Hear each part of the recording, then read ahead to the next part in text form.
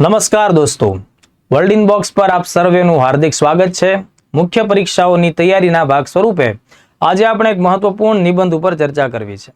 આજનો આપણો જે નિબંધ છે એ કૃત્રિમ બુદ્ધિમત્તાના ક્ષેત્ર સાથે સંકળાયેલો છે।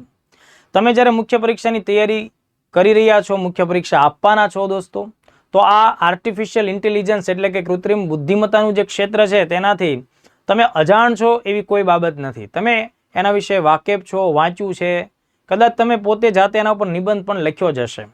તો આ ક્ષેત્ર એકદમ ઉભરતું નવું ક્ષેત્ર છે અને અત્યારે સામાન્ય માણસથી લઈને પ્રશાસન અને સરકાર પણ પોતાના વિવિધ કાર્યો માટે, વિવિધ કાર્યોની સરળતા માટે અને ઓછા સમયમાં કામ કરવા માટે એઆઈના સહારે છે, એઆઈના શરણે છે, એવું કહીએ તો પણ ખોટું નથી। આ ક્ષેત્ર ઉભરી રહ્યું છે, મતલબ એઆઈ યુગનો આપણે એમ કહી શકીએ જસ્ટ પ્રારંભ છે। આગળ જતા એ માણસ જાતિ માટે કેટલું ફાયદાકારક થશે અથવા તો તેના લીધે માણસ જાત ઉપર કેવો નેગેટિવ પ્રભાવ પડશે એ કહેવો હાલના ધોરણે એ પોસિબલ બાબત નથી। પણ એમ છતાં પણ આપણા પેપરમાં નિબંધોની અંદર આપણને આ પ્રકારનો સવાલ આવે ત્યારે આપણે બેલેન્સ રીતે આન્સર લખવો પડે। તો સૌથી પહેલા આનું ટાઇટલ શું આપણે વિચારી શકીએ એના ઉપર ચર્ચા કરીએ। તો નિબંધમાં આવું કંઈક શીર્ષક આપણી સામે આવી શકે। શીર્ષક ખાસ સમજી લ્યો, કૃત્રિમ બુદ્ધિમત્તા આશીર્વાદ કે અભિશાપ। પ્રશ્નાર્થ છે, આપણને પૂછે છે કે તમે પોતે શું વિચારો છો? એઆઈ થી ફાયદાઓ થશે, એઆઈ થી લાભ થશે કે એઆઈ નુકસાન કરતા હશે? તો આપણે આપણા જવાબોથી એને સાબિત કરવાનો પ્રયત્ન કરીશું। આ જ વાત હું અંગ્રેજીમાં લખું તો ટાઇટલ આ રીતે મારી સામે આવે, આર્ટિફિશિયલ ઇન્ટેલિજન્સ। આશીર્વાદ માટે શબ્દ વપરાય છે બુન, અભિશાપ માટે શબ્દ વપરાય છે બેન। પ્રશ્નાર્થ, આ જ ટાઇટલને બીજી રીતે મારે રજૂ કરવું હોય તો હું એવું પણ વિચારી શકું કે કૃત્રિમ બુદ્ધિમત્તાના લાભ ગેરલાભ, એટલે કે લાભાલાભ ટાઈપનો જે સવાલ પૂછાય તો વાત એક જ થશે। ભલે શીર્ષકમાં શબ્દો અલગ અલગ વાપરવામાં આવ્યા હોય પણ કોન્સેપ્ટ અને કોન્ટેન્ટ તો એક જ રહેશે। એવી જ રીતે લાભ ગેરલાભની જગ્યાએ ફાયદા કે નુકસાન આવા કોઈ પણ શબ્દો પેપરમાં રજૂ થઈ શકે। તો કહેવાનો મતલબ એમ કે શીર્ષક બરાબર સમજવાનું છે। શીર્ષક આપણને એવું કહેવા માંગે છે કે તમે તમારા જવાબમાં અમને જણાવો કે તમે એઆઈને અત્યારના સમય માટે કે ભવિષ્યના કોન્ટેક્સ્ટમાં સારું ગણો છો કે ખરાબ ગણો છો? આ ટેકનોલોજી ક્ષેત્રનો ઉપયોગ માણસો વધારી રહ્યા છે તો માણસ જાતને આનાથી ફાયદો થવાનો છે કે નુકસાની જશે? તો આ one by one, step by step આપણે તેને સમજવાનો પ્રયત્ન કરીએ। હું જેટલું પણ અહીંયા તમને સમજાવીશ, હું જે કાંઈ પણ મારી વાત રજૂ કરીશ દોસ્તો, આ આખી વાત ઉપર મેં પોતે એક નિબંધ તૈયાર કર્યો છે અને આ નિબંધની પીડીએફ તમારા ફોલ્ડરમાં આવી ચૂકી છે। મતલબ કે તમે જ્યારે આ નિબંધ જોઈ રહ્યા છો ત્યારે મારી તમામ પ્રકારની ચર્ચાની પીડીએફ તમારા સુધી પહોંચી ચૂકી છે। એટલે તમે શાંતિથી, નિરાંતથી આ આખા ટોપિકની ચર્ચાને અગત્યના કી પોઈન્ટ્સ તરીકે નોંધતા જજો અને જાતે પણ નિબંધ લખવાનો તમે પ્રયત્ન તેમાં કરજો। હવે આપણે મૂળ વાત ઉપર આવીએ તો 300 થી 350 શબ્દોમાં જ્યારે નિબંધ લખવાનો થાય છે ત્યારે આપણી પાસે આન્સર શીટમાં જે સ્પેસ મળે છે, જગ્યા મળે છે, તે હાર્ડલી 4 પેજ સુધીની આવશે। તો આપણી 4 પેજને ધ્યાનમાં રાખીને આપણા નિબંધ તરફ આગળ વધવું પડશે। તો જો હવે હું જે રજૂઆત કરું છું કે ભાઈ પેજ નંબર 1 ઉપર આપણે શું લખીએ, તો પેજ નંબર 1 ની પરિસ્થિતિઓને ધ્યાને રાખીને કેવું કેવું આપણે લખી શકીએ। પેજ નંબર 1, હું એવું ઈચ્છું છું કે દોસ્તો કે તમે આ નિબંધની શરૂઆત કોઈ એક સારા વિધાનથી કરો, કોઈ સારા ક્વોટ્સથી કરો, કોઈ એવા સારા વ્યક્તિ દ્વારા તાજેતરમાં જ એઆઈને ધ્યાનમાં રાખીને કોઈ સારું ક્વોટ આપવામાં આવ્યું હોય તો એ તમારે લખવું જોઈએ। હવે આ કૃત્રિમ બુદ્ધિમત્તાનું જે ક્ષેત્ર છે તેમાં 2 પાસા બનતા હોય છે। મતલબ લોકો તેને સારા દ્રષ્ટિકોણથી પણ જોવે છે તો કેટલાક ચિંતકોએ તેના ઉપર ઘણી બધી ચિંતાઓ પણ વ્યક્ત કરી છે। કેટલાક લોકો, દાખલા તરીકે ખુદ પ્રાઇમ મિનિસ્ટર મોદી સાહેબ જેવા લોકો એઆઈને સારી બાબત તરીકે પણ ગણાવે જ છે। તો માઇક્રોસોફ્ટ, ગૂગલ જેવી કંપનીઓ પણ એઆઈના વખાણ કરતા થાકતી નથી જ। તો સામા પક્ષે એલન મસ્ક જેવા વ્યક્તિ કે સ્ટીફન હોકિંગ્સ જેવા દિગ્ગજ વૈજ્ઞાનિક કે ઉદ્યોગ સાહસિક લોકો છે, એણે એઆઈના સંભવિત નુકસાનો પણ માનવ જાતિને દર્શાવેલા છે કે ભાઈ એનાથી પણ તમારે વાકેફ રહેવું જોઈએ। તો હવે પ્રશ્ન એ થાય કે સર મારે જે વિધાન લખવાનું છે એ હું સારા વાક્યથી લખું કે ખરાબ વાક્યથી લખું. તો અહીંયા તમારે જે વિધાન ટાંકવાનું છે એ ભારતના પ્રાઇમ મિનિસ્ટર સાહેબે 2024માં પેરિસ ખાતે કૃત્રિમ બુદ્ધિમત્તા ઉપરના વૈશ્વિક સંમેલનમાં પોતાનું જે સંબોધન આપેલું એ સંબોધન દરમિયાન એમણે જે વાત રજૂ કરી એ તમારે રજૂ કરવી જોઈએ. એટલે એઝ ઇટ ઇઝ જે હું વાક્ય તમને કહું એને તમારે ધ્યાનમાં રાખવાનું. એટલે તમારા નિબંધની શરૂઆત પેજ નંબર 1 થી જે થાય છે એમાં તમે એક સરસ મજાનું વિધાન તમારે ટાંકવાનું છે. બરાબર? તો એ વિધાન કંઈક આ રીતે તમારે વિચારી રાખવાનું છે કે આ કૃત્રિમ બુદ્ધિમત્તા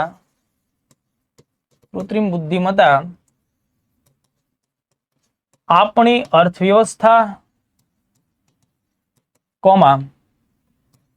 સુરક્ષા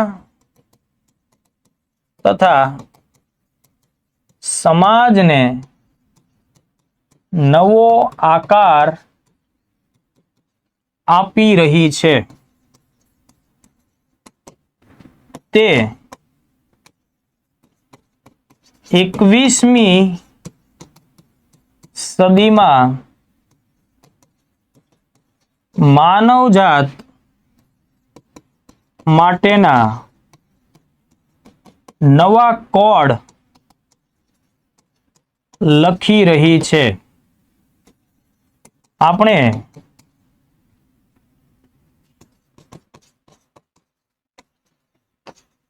કૃત્રિમ બુદ્ધિમત્તા ના યુગના પ્રારંભિક સમયમાં છીએ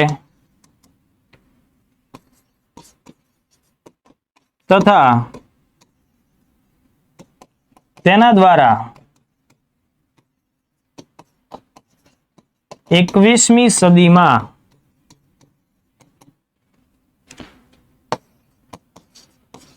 માનવતા માટેનો માર્ગ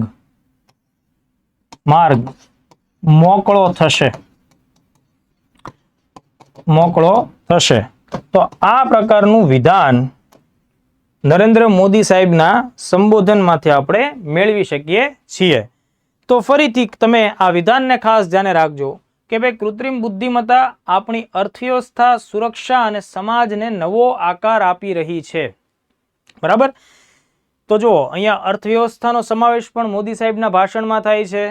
દેશની ઇન્ટરનલ અને બોર્ડર રિલેટેડ જે સુરક્ષા છે તો સુરક્ષામાં બધી જ બાબતનો સમાવેશ થાય, તેનો પણ સમાવેશ થાય છે. અને સોસાયટી, સમાજને એક નવો આકાર આપી રહી છે. તે 21મી સદીમાં માનવજાત માટેના નવા કોડ લખી રહી છે. બહુ જ સારગર્ભિત વિધાન થયું દોસ્તો કે 21મી સદીમાં માનવજાત માટેના નવા કોડ લખી રહી છે. હવે નવા કોડ એટલી સારા છે, ખરાબ છે, એવી બંને પ્રકારનો એંગલ આ વિધાનમાં તમને જોવા મળી શકે. 21મી સદીમાં માનવજાત માટેના નવા કોડ લખી રહી છે. આપણે કૃત્રિમ બુદ્ધિમત્તાના યુગના પ્રારંભિક સમયમાં છીએ. મતલબ શરૂઆત થઈ છે ને આપણે એને શરૂઆતના દ્વારમાં ઊભા છીએ. અને આ આખું ક્ષેત્ર એના દ્વારા 21મી સદીમાં માનવતા માટેનો માર્ગ છે એ મોકળો થશે. આ આખું વિધાન, હવે માની લો કે તમને આખું વિધાન યાદ નથી રહેતું, તમે માત્ર એમાંથી એકાદું વાક્ય લેવા માંગો છો કે ભાઈ કૃત્રિમ બુદ્ધિમત્તા આપણી અર્થવ્યવસ્થા, સુરક્ષા, સમાજને નવો આકાર આપી રહી છે અને 21મી સદીમાં માનવજાત માટેના નવા કોડ લખી રહી છે. તો તમે અહીંયા સુધીનું વિધાન પણ લખી જ શકો. બરાબર? ગભરાવાની જરૂર નથી. આ એઝ ઇટ ઇઝ છાપવું જ જરૂરી નથી. તમે આમાંથી અડધું વિધાન પણ લખી શકો છો. કારણ કે પ્રાઇમ મિનિસ્ટર સાહેબની સ્પીચ તો ખૂબ લાંબી હતી.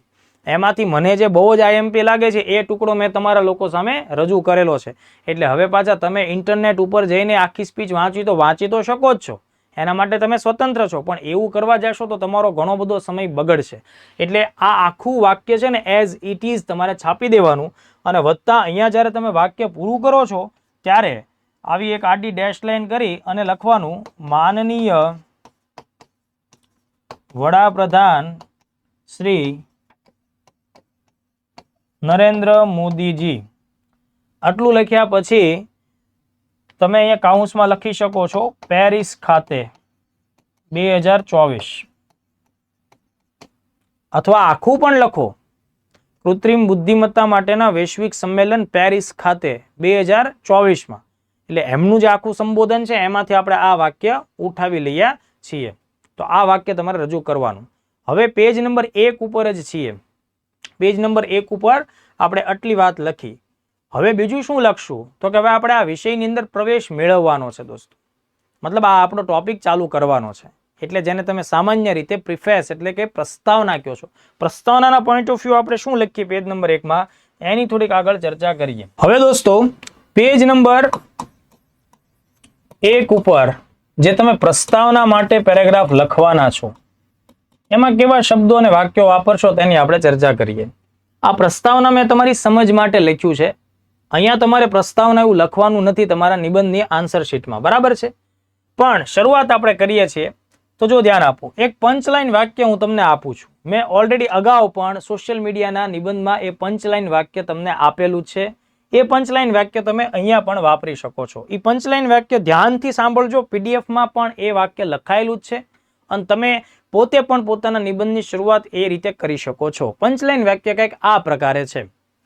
કોઈ પણ પરિવર્તન પોતાની સાથે અનેક પ્રકારના પડકારો, સંશયો અને વ્યાપક સંભાવનાઓ લઈને આગળ વધતું હોય છે.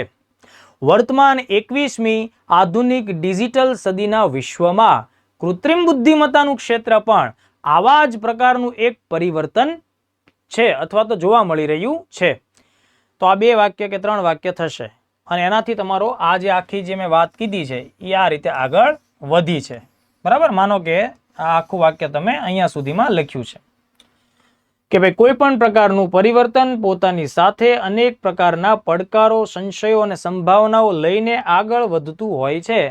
વર્તમાન 21મી સદીમાં અથવા વર્તમાન 21મી સદીના આધુનિક ડિજિટલ વિશ્વમાં કૃત્રિમ બુદ્ધિમત્તા પણ આ જ પ્રકારના એક નવા પરિવર્તન સ્વરૂપે જોવા મળે છે. તો આ વિધાન તમે અહીંયા લખ્યું, પેરેગ્રાફની શરૂઆત કરી. પેરેગ્રાફ પૂરો થતો નથી. હવે અહીંયા આપણો મુખ્ય હીરો છે એ આર્ટિફિશિયલ ઇન્ટેલિજન્સનું ક્ષેત્ર છે. તો આપણે મુખ્ય ગુણગાન તેના ગાવા જોઈએ. એટલે પહેલા પેરેગ્રાફ અંતર્ગત કૃત્રિમ બુદ્ધિમત્તા શું છે એનો આપણે આછો પાતળો ટૂંકો પરિચય આપવો જોઈએ. જેમ કે જો ખાસ ધ્યાન રાખજો, હવે આપણે આગળ કૃત્રિમ બુદ્ધિમત્તા શું છે એને વ્યાખ્યાયિત કરવાનો એક સરળ પ્રયત્ન કરીએ. તો કૃત્રિમ બુદ્ધિમત્તા શું થાય તો એના વિધાનમાં કેવું લખવાનું થશે હું તમને સમજાવું. તો જુઓ, કૃત્રિમ બુદ્ધિમત્તાનો સામાન્ય અર્થ એવો થાય કે ભાઈ માનવ જીવનને ઉપયોગમાં આવતા વિવિધ યંત્રોમાં માનવની જેવી બુદ્ધિમત્તા કૃત્રિમ રીતે નિરૂપિત કરવી અથવા સંપાદિત કરવી. દોસ્તો આ મેં તમને જે વાત કીધી એ તમારે અહીંયા લખવાની થાય કે કૃત્રિમ બુદ્ધિમત્તા એટલે માનવ જીવનને ઉપયોગી થાય તેવા વિવિધ યંત્રોમાં માનવની જેવી બુદ્ધિમત્તા કૃત્રિમ રીતે નિરૂપિત કરવી અથવા તો સંપાદિત કરવી. તો બીજું વિધાન તમારું અહીંયા સુધીમાં પૂર્ણ થાય. તો તમને એમ થાય કે સર આનો મતલબ શું થાય? તો જો દોસ્તો, બુદ્ધિમાન માણસ કોને કહેવાય? તો કે જેને સમજ પડે. તમે કોઈ મિત્રને બોલાવો કે એ દોસ્ત અહીંયા આવો, તો એ તરત જ તમારી તરફ ટર્ન લેશે, તમારી વાતને સાંભળશે. કોઈ વસ્તુ એ જોશે પોતાની આંખથી તો તરત જ એ જોયા બાદ પોતાનું રિએક્શન આપશે. દાખલા તરીકે ચાલતો જતો માણસ હશે અને જોશે કે રસ્તામાં ખાડો આવે છે કે રસ્તામાં કોઈ અવરોધ છે તો એ ત્યાંથી પસાર નહીં થાય, એ પોતાનો રસ્તો બદલશે. એટલે શું કર્યું? એણે પોતાના ચેતાતંત્રીય ઇન્દ્રિયોનો ઉપયોગ કર્યો, આંખનો ઉપયોગ કર્યો, જોઈને એને નિર્ણય લીધો. તમે કોઈ વ્યક્તિ ચાલતો જતો એને બોલાવો છો, એ તમારી તરફ આવે છે, કેમ? તો કે એને કંઈક સાંભળ્યું, એના ચેતાતંત્રીય બાબતોમાં એને કોઈ પ્રકારની બાબત જે છે એ સમજમાં આવી કે ભાઈ મને કોઈ કોલ આપી રહ્યું છે. એટલે તરત જ એને જે દિશામાંથી અવાજ આવ્યો, ધ્વનિ આવ્યું, એ તરફ પોતાના ડાયમેન્શન્સને દિશા આપી. એવી જ રીતે કોઈ વ્યક્તિને તમે ચીટીઓ ભરો છો, એને પેનની અણી ખૂંચાડો છો કે એને કોઈ ગરમ ગરમ વસ્તુ કે કોઈ ઠંડી વસ્તુનો ટચ કરાવો છો, સ્પર્શ કરાવો છો, તો તરત જ એનું ચેતાતંત્રીય સફાળું જાગૃત થશે અને તરત જ એ સ્થળ ઉપરથી હટવાનો પ્રયત્ન કરશે. તો કહેવાનો મતલબ એમ કે બુદ્ધિમાન માણસ એટલે જેને પોતાના સામાન્ય ચેતાતંત્રીય બાબતોનો ખ્યાલ આવે છે, આ પ્રકારનો વ્યક્તિ. તમે કોઈ માણસને કામ સોંપો છો, એ માણસ કામ કરે છે. તમે એને કામ સોંપતી વખતે કામનું નવીનીકરણ શીખવાડો છો તો એ માણસ નવીનીકરણ શીખતો જાય છે. એ કામ દરમિયાન પોતાની સામે જે પડકારો ઊભા થાય છે તો એને ઉકેલવાનો પણ જાતે પ્રયત્ન કરે છે. તો હવે જો આ બધી બાબત મેં તમને સમજાવી, આ લવારી તમારે પેપરમાં નથી કરવાની, આ સમજવા માટે છે કે ભાઈ બુદ્ધિમત્તા એટલે શું? તો કે ભાઈ સોંપાયેલા કાર્યો કરતા રહેવું. બુદ્ધિમત્તા એટલે યોગ્ય રીતે કામ પાર પાડતી વખતે જે અવરોધો આવે એને ઉકેલવાનો પ્રયત્ન કરવો અને જે રીતનો તમને કમાન્ડ મળ્યો છે એને વ્યવસ્થિત રીતે પાર પાડવાનો પ્રયત્ન કરવો પડે. આ સામાન્ય બાબત થઈ, પણ આવી બધી વાત મેં તમને ભલે કીધી એ તમે અહીંયા લખી નહીં શકો કારણ કે તમારી પાસે સ્પેસ નથી. તો આપણે શું કીધું? કૃત્રિમ બુદ્ધિમત્તા એટલે શું? તો કે ભાઈ માનવ જીવનને ઉપયોગમાં આવે એવા યંત્રોમાં માનવની જેવી બુદ્ધિમત્તા કૃત્રિમ રીતે બેસાડવી એટલે કે નિરૂપિત કરવી અથવા સંપાદિત કરવી. બરાબર? તો આ વાક્ય અહીંયા સુધી આપણે લખ્યું. હવે આટલું લખ્યા બાદ આપણે શું કરીશું? તો હજી આ પેરેગ્રાફને એન્ડ નહીં કરીએ, એને હજી આપણે આગળ વધારીશું. તો એ પેરેગ્રાફમાં આગળ શું લખીશું? તો એમ લખશું કે ભાઈ કૃત્રિમ બુદ્ધિમત્તા યુક્ત યંત્રો માનવની જેમ ચેતાતંત્રીય લાક્ષણિકતાઓ ધરાવતા હોય છે. મતલબ કૃત્રિમ બુદ્ધિમત્તાથી યુક્ત યંત્રો માનવની જેમ ચેતાતંત્રીય લાક્ષણિકતાઓ ધરાવતા હોય છે. હવે જુઓ દોસ્તો, અહીંયા મેં ચેતાતંત્રીય લાક્ષણિકતાઓ આ એક શબ્દ વાપરી દીધો ને, એટલે એમાં ઇન્દ્રિય સાથે સંબંધિત બાબતોનો સમાવેશ થઈ જાય છે. એમાં જોવાનો સમાવેશ થઈ જાય છે, સાંભળવાનો સમાવેશ થઈ જાય છે, કોઈ પણ પ્રકારના ટેમ્પરેચરથી લઈને XYZ વસ્તુઓ જે છે એનું પોતાને જેમ જાણે સ્પર્શ થાય છે, તો એ પ્રકારની બાબત પણ એમાં આવી જાય છે. એટલે એક જ શબ્દથી આપણે ઘણી બધી બાબત લખી શકીએ એમ છે. એટલે ચેતાતંત્રીય લાક્ષણિકતાઓ દર્શાવે છે. એટલે હું ફરીથી કહું છું, કૃત્રિમ બુદ્ધિમત્તાથી યુક્ત યંત્રો માનવની જેમ ચેતાતંત્રીય લાક્ષણિકતાઓ ધરાવે છે. તો આ વિધાન આપણે ખાસ લખવાનું થાય. એટલે કે AI થી સજ્જ યંત્રો માનવ દ્વારા નિર્દેશિત સૂચનાઓનું પાલન કરે છે, તેને અમલમાં મૂકે છે, એ નવી નવી વસ્તુઓને શીખે છે, તે તાર્કિક લાક્ષણિકતાઓ ધરાવે છે અને જટિલ પરિસ્થિતિઓમાં એ નિર્ણયો પણ લેતા હોય છે, નિર્ણયો પણ લઈ શકે છે. એટલે આ જ વાત અહીંયા ફરીથી લખવાની કે ભાઈ AI થી સજ્જ અથવા કૃત્રિમ બુદ્ધિમત્તાથી સજ્જ યંત્રો માનવ દ્વારા નિર્દેશિત સૂચનાઓનું પાલન કરે છે અથવા અમલ કરે છે, નવી નવી બાબતો શીખે છે, બરાબર, જટિલ બાબતોમાં નિર્ણયો પણ લઈ શકે છે. તો આ રીતનો પહેલો પેરેગ્રાફ આપણે રજૂ કરવાનો થાય. તો આ આખી બાબત મેં તમને લોકોને સમજાવી છે. પહેલા પેરેગ્રાફની અંદર પ્રસ્તાવનામાં તમે શું કર્યું કે ભાઈ કોઈ પણ પ્રકારના પરિવર્તનની સાથે શું શું બાબત સંકળાયેલી હોય એને લખી છે. વધતા કૃત્રિમ બુદ્ધિમત્તાનો સામાન્ય અર્થ શું થાય એ લખ્યું છે. કૃત્રિમ બુદ્ધિમત્તાથી યુક્ત જે યંત્રો છે એ માનવ જેવી ચેતાતંત્રીય લાક્ષણિકતાઓ ધરાવે છે.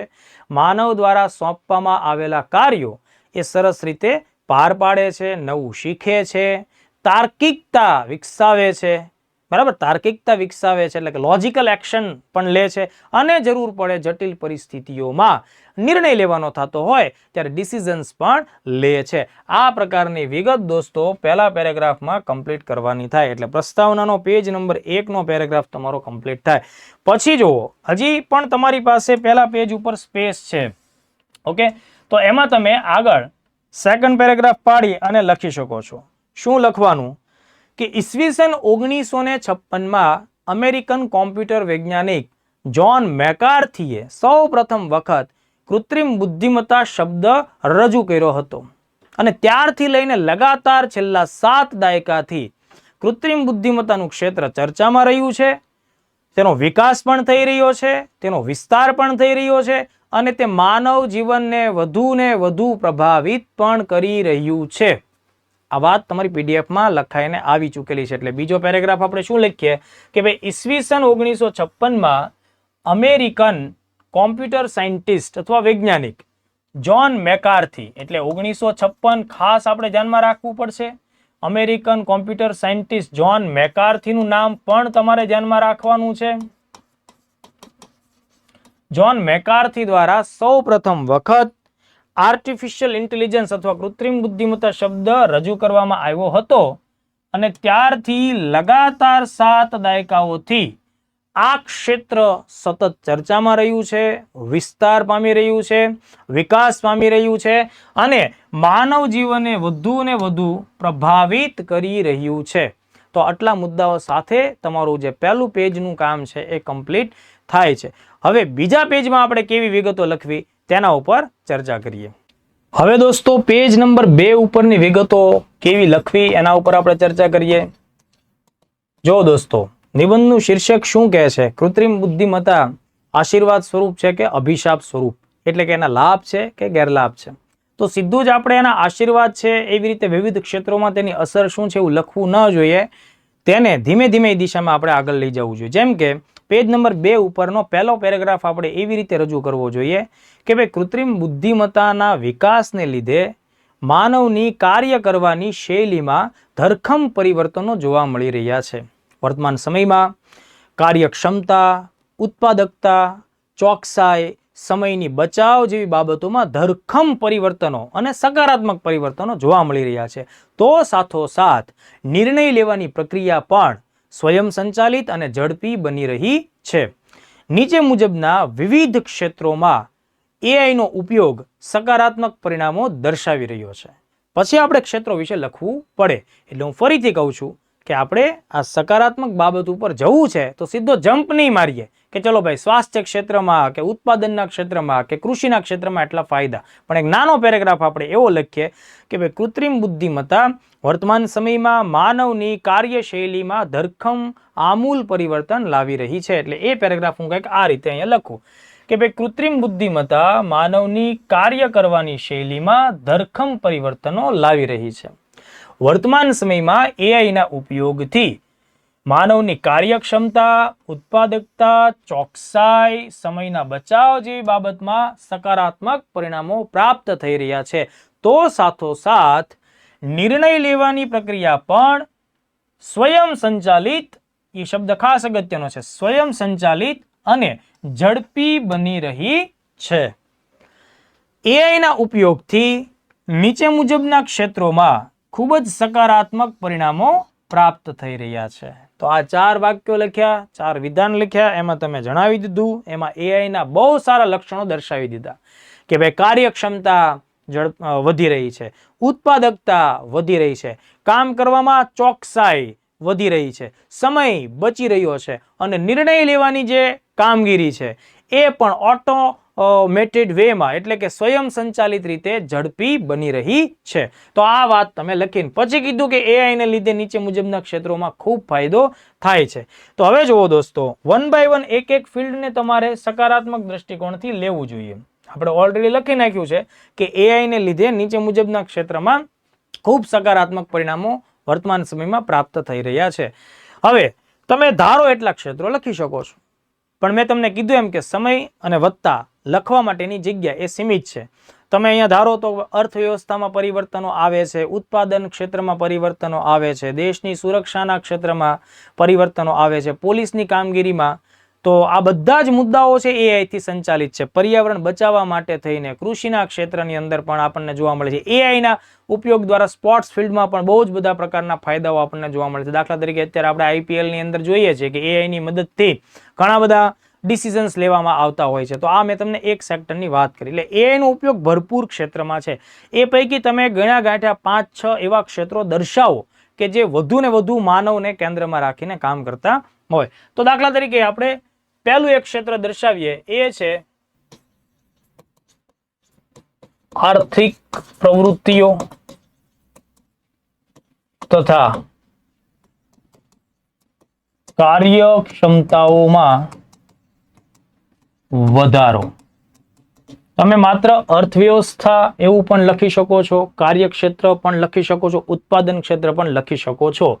આર્થિક પ્રવૃત્તિ જ્યારે હું બોલું છું ત્યારે એમાં તમામ પ્રકારની આર્થિક પ્રવૃત્તિઓનો સમાવેશ થઈ જતો હોય છે. એમાં કાર બનાવવાની બાબતો પણ આવતી હોય, બલ્બ બનાવવાની બાબત પણ આવતી હોય, કૃષિનું ક્ષેત્ર પણ આવતું હોય. આપણે વ્યાપક રીતે વાત કરવાની છે કારણ કે આપણી પાસે શબ્દો સીમિત છે. કાર્યક્ષમતામાં વધારો એ પણ તમારે ખાસ ધ્યાને રાખવું પડશે. હવે આ જે આપણે શીર્ષક આપ્યું છે, શીર્ષક આપ્યા પછી તમે તેની નીચે એક લાઈન સરસ મજાની દોરી નાખજો. આ લાઈન દોરવાથી પેપર ચેકર વ્યક્તિ છે એનું ધ્યાન જશે કે આણે અગત્યના મુદ્દા ઉપર ક્યાંક લખાણ લખ્યું છે. ઓકે, હવે આની અંદર આપણે શું લખીશું? તો દોસ્તો આમાં આપણે 3 થી 4 વાક્યો એવા લખવાના છે કે જે આખા ક્ષેત્રને વ્યાપક રીતે રજૂ કરી દે. તો આપણે શરૂઆત એવું કરીએ કે ભાઈ કૃત્રિમ બુદ્ધિમત્તાને લીધે ઉત્પાદનની પરંપરાગત પ્રણાલીમાં વ્યાપક ફેરફાર જોવા મળ્યો છે. વર્તમાન સમયમાં AI થી સજ્જ સ્વયં સંચાલિત યંત્રો ઉત્પાદન અનેક ગણું ઝડપથી વધારી રહ્યા છે, અનેક ગણું વધારી રહ્યા છે. સાથોસાથ ઉર્જાના બચાવનો પણ સમાવેશ AI ની મદદથી થઈ રહ્યો છે. એટલે કે ઉર્જા પણ આના લીધે બચી રહી છે, એનર્જી પોઈન્ટ ઓફ વ્યૂ પણ એફિશિયન્સી આપણી બચી રહી છે. વત્તા AI ની મદદથી આપૂર્તિ શૃંખલાનું પણ સ્વયં રીતે સંચાલન થઈ રહ્યું છે. તો આપૂર્તિ શૃંખલા પણ આમાં સામેલ થઈ જાય છે. એટલે અહીંયા મેં શું લખ્યું તો કે ભાઈ પરંપરાગત ઉત્પાદન પ્રણાલી ઝડપથી બદલાઈ રહી છે. મતલબ જે માણસો પહેલા મહેનત કરતા, મજૂરી કરતા અને એના લીધે એક કોઈ કામને થતા ઘણો લાંબો સમય લાગતો, તો હવે આખી ઉત્પાદનની પ્રક્રિયા કેવી થઈ ગઈ છે? બદલાઈ રહી છે. કોના લીધે? આ સ્વયં સંચાલિત મશીનો અથવા AI ને આપણે લાગુ કરીએ છીએ તેના લીધે. હવે આપણે આગળ શું લખીએ કે ભાઈ આ AI થી સજ્જ સ્વયં સંચાલિત યંત્રો ઉત્પાદન અનેક ગણું શું કરી રહ્યા છે?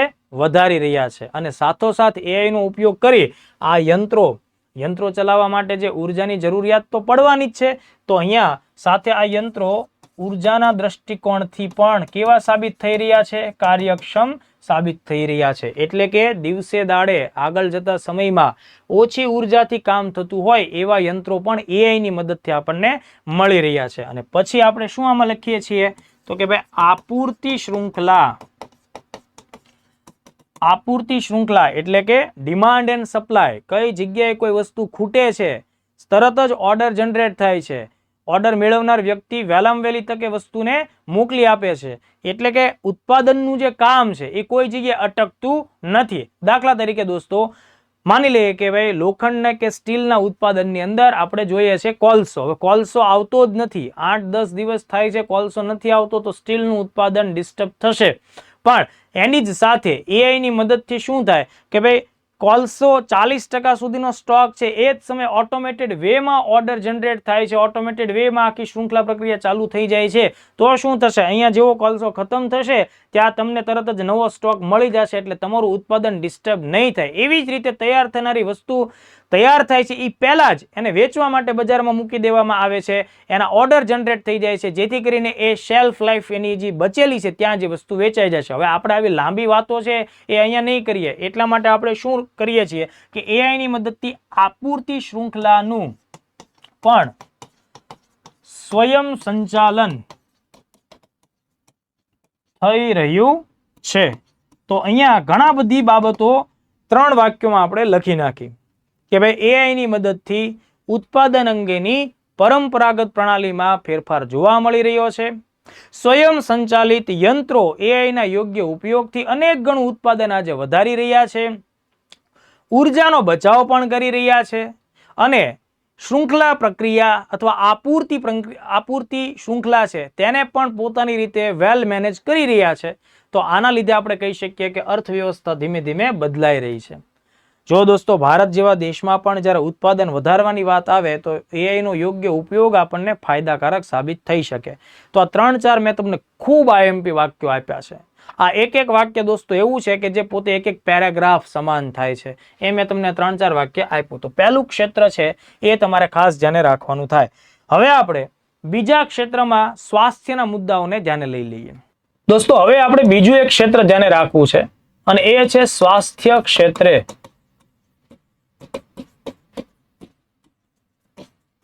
અતિ આધુનિક સફળતાઓ. તમે અહીંયા ક્રમની દ્રષ્ટિએ 2 નંબર નહીં લખો તો બી ચાલશે, માત્ર ટોપિક લખો, અંડરલાઈન કરો તો પણ ચાલે. દોસ્તો આપણે બધા જાણીએ છીએ કે હેલ્થ એ બહુ જ મોટું ક્ષેત્ર છે અને હેલ્થની જરૂરિયાત માણસને સતતપણે પડવાની જ છે. સારું સ્વાસ્થ્ય એ બહુ જ જરૂરી બાબત છે. દુનિયાનો કોઈ પણ દેશ હશે એ હંમેશા એવો પ્રયત્ન કરશે કે સ્વાસ્થ્ય ક્ષેત્રમાં અતિ આધુનિક સંશોધનો થાય અને ખૂબ સારા પરિણામો પ્રાપ્ત થાય. તો દોસ્તો હવે AI ની મદદથી સ્વાસ્થ્ય ક્ષેત્રમાં પણ વ્યાપક સફળતાઓ આપણને મળી રહી છે. દાખલા તરીકે જે તે સમયે અતિશય જટિલ ગણાતા ઓપરેશન્સ પણ આજે રોબોટિક સાયન્સને લીધે સરળતાથી થઈ રહ્યા છે. આજે એવા જટિલ ઓપરેશન્સ બાદ દર્દીને ખૂબ ઓછા સમયમાં રિકવરી થઈ રહી છે. બરાબર. સાથોસાથ AI ની મદદથી શરીરની અંદરના નાના નાના પરિવર્તન કે ફેરફારોને પણ આપણે નોંધી શકીએ છીએ. કેન્સર અથવા તો અન્ય જટિલ બીમારીઓ છે એનો અંદાજ પણ આપણને વહેલી તકે આવી રહ્યો છે. ઘણા બધા લોકો પોતાના કાંડા ઉપર સ્માર્ટ વોચ રાખતા હોય છે, કેટલીક મોબાઈલ ઉપર પણ એપ્લિકેશન્સ રાખતા હોય છે, જેના લીધે તેમના હાર્ટબીટ સહિતની બાબતો કે રાત્રે કેટલી ડીપ સ્લીપ થઈ છે એ બધી બાબતો પણ તેને ખ્યાલ આવે છે. દવાઓની અસરકારકતા પણ એઆઈની મદદથી ઝડપથી આપણે નોંધી શકીએ છીએ, સચોટ રીતે આપણે નોંધી શકતા હોઈએ છીએ. અને કોઈ પણ દર્દી ઉપર તમારે પર્સનલાઇઝ ધ્યાન રાખવું છે, રિયલ ટાઈમ એની દેખરેખ રાખવી છે, તો એ પણ તમે એઆઈની મદદથી કરી શકો છો. તો આ બધી જે મેં તમને 4, 5, 6 અલગ અલગ એંગલ કીધા એને તમે ટૂંકમાં દર્શાવી શકો છો કે ભાઈ કૃત્રિમ બુદ્ધિમત્તાની મદદથી જે તે સમયે જટિલ ગણાતી શલ્ય ક્રિયાઓ, બરાબર, શલ્ય ક્રિયાઓ એટલે ઓપરેશન્સ, એ વર્તમાન રોબોટિક્સ ક્ષેત્રને લીધે રોબોટિક્સમાં એઆઈનો પણ સમાવેશ થાય. તો જે એઆઈની મદદથી જે તે સમયે જટિલ ગણાતી શલ્ય ક્રિયાઓ અથવા ઓપરેશન્સ એ વર્તમાન રોબોટિક ટેકનોલોજીને લીધે ઘણા બધા સરળ થઈ ચૂક્યા છે. અતિ ગંભીર ગણાતી બીમારીઓ, કેન્સર સહિતની બીમારીઓ વિશે વહેલી તકે નોંધ પ્રાપ્ત કરવી, માહિતી પ્રાપ્ત કરવી એ એઆઈને લીધે સરળ બન્યું છે. વિવિધ દવાઓની અસરકારકતા ઓછા સમયમાં સામે આવી શકે છે. કાંડા ઘડિયાળ કે મોબાઈલ એપ્લિકેશનની મદદથી જે તે વ્યક્તિની સામાન્ય શારીરિક પરિસ્થિતિઓનો ખ્યાલ પણ આપણને આવી શકે છે. કોઈ દર્દી ઉપર પર્સનલાઇઝ દેખરેખ રાખી શકાય છે.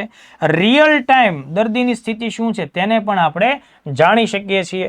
તો આ બધા જ ક્ષેત્રો છે દોસ્તો એ એઆઈની મદદથી થતા લાભ છે, પર્ટિક્યુલરી સ્વાસ્થ્યના ક્ષેત્રમાં.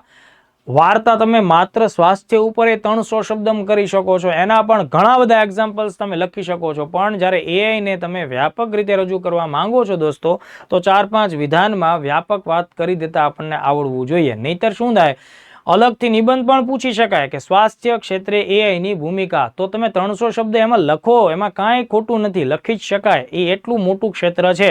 આપણે પછી અહીંયા બહુ વધારે દોઢું કે શક્તિમાન થવા જઈએ અને એક આખું પેજ એઆઈનું હેલ્થ ઉપર જ ઝીકી નાખીએ તો વાહે બીજા કેટલાક ક્ષેત્રો બાકી રહે. પછી પરિણામ શું આવે કે આખો નિબંધ લખ્યો એમાં આપણે માત્ર 2 જ ક્ષેત્રને દર્શાવી શક્યા હોય. આવું બનવું જોઈએ નહીં. તો હવે આ સ્વાસ્થ્યની વાત કરી, એવી જ રીતે આનાથી આગળ આપણે ત્રીજું એક ક્ષેત્ર લઈએ જે બહુ જરૂરી છે માનવ જીવન માટે, અને એ ક્ષેત્ર છે કૃષિ. કૃષિ ઉપર આપણે ચર્ચા કરી લઈએ. દોસ્તો, એઆઈ નો ઉપયોગ આપણે કૃષિ ક્ષેત્ર એટલે કૃષિ કાર્યો તથા હવામાન સંબંધી સચોટ માહિતીઓ માટે મેં અહીંયા જગ્યાની મર્યાદાને ધ્યાનમાં રાખીને 2 ક્ષેત્રને સાથે લીધા છે, 350 શબ્દોની બાબતને ધ્યાનમાં રાખી. તો આમાં તમે 2 થી 4 વાક્યો એવા લખો કે જેમાં કૃષિ અને હવામાનનો મુદ્દો સામેલ થાય. તો જો દોસ્તો, સમગ્ર વિશ્વ માટે કૃષિની ઉત્પાદકતા એ બહુ જ અગત્યનો વિષય છે અને મહત્વપૂર્ણ બાબત છે, કારણ કે વધતી જતી માનવ આબાદીને ખોરાક માટે અનાજની તો જરૂર પડશે જ તે. તો એના માટે કૃષિની ઉત્પાદકતા વિશે જાણવું અને કૃષિની ઉત્પાદકતાને જાળવી રાખવી એ અનિવાર્ય બાબત થાય. તો એઆઈની મદદથી આપણે માટીની ગુણવત્તા ઓછા સમયમાં ચકાસી શકીએ છીએ. એ માટીની ગુણવત્તા જાણ્યા બાદ આપણે માટીમાં કયા પ્રકારના ખાતરોની કે પોષક દ્રવ્યોની જરૂર છે તેનો નિર્ણય લઈ શકીએ. તો આ નિર્ણય લેવામાં એઆઈ આપણને મદદરૂપ થાય છે. આ ઉપરાંત એઆઈની મદદથી માટીમાં કેટલો ભેજ છે અથવા તો પાણી કે સિંચાઈ કે પિયતની કેટલી જરૂર છે તેનો પણ આપણને અંદાજ આવી શકે. આ ઉપરાંત એઆઈની મદદથી ચોક્કસ પ્રકારના પોષક દ્રવ્યો અંગે એટલે કે ખાતરો અંગેનું માર્ગદર્શન મળી શકે છે. એઆઈની મદદથી કયા પ્રકારના જંતુનાશક દવાઓ કે રસાયણોનો છંટકાવ કરવો એનો પણ આપણને ખ્યાલ આવી શકે છે. એઆઈની મદદથી જે તે પ્રકારના છોડ, વનસ્પતિ કે પાકમાં કેવી પ્રકારની બીમારીઓ અત્યારના ધોરણે લાગુ થઈ રહી છે અથવા તો ઓલરેડી લાગુ છે એ અંગેનો ખ્યાલ પણ આપણને આવી શકે છે. એટલે કે માટીની ગુણવત્તા, પોષક દ્રવ્યોની પરિસ્થિતિ, સિંચાઈ અંગેનો ખ્યાલ, જંતુનાશક દવાઓ, કૃષિ સંબંધિત રોગોની માહિતી મેળવવા માટે પણ એઆઈનો ઉપયોગ ભરપૂર રીતે થાય છે.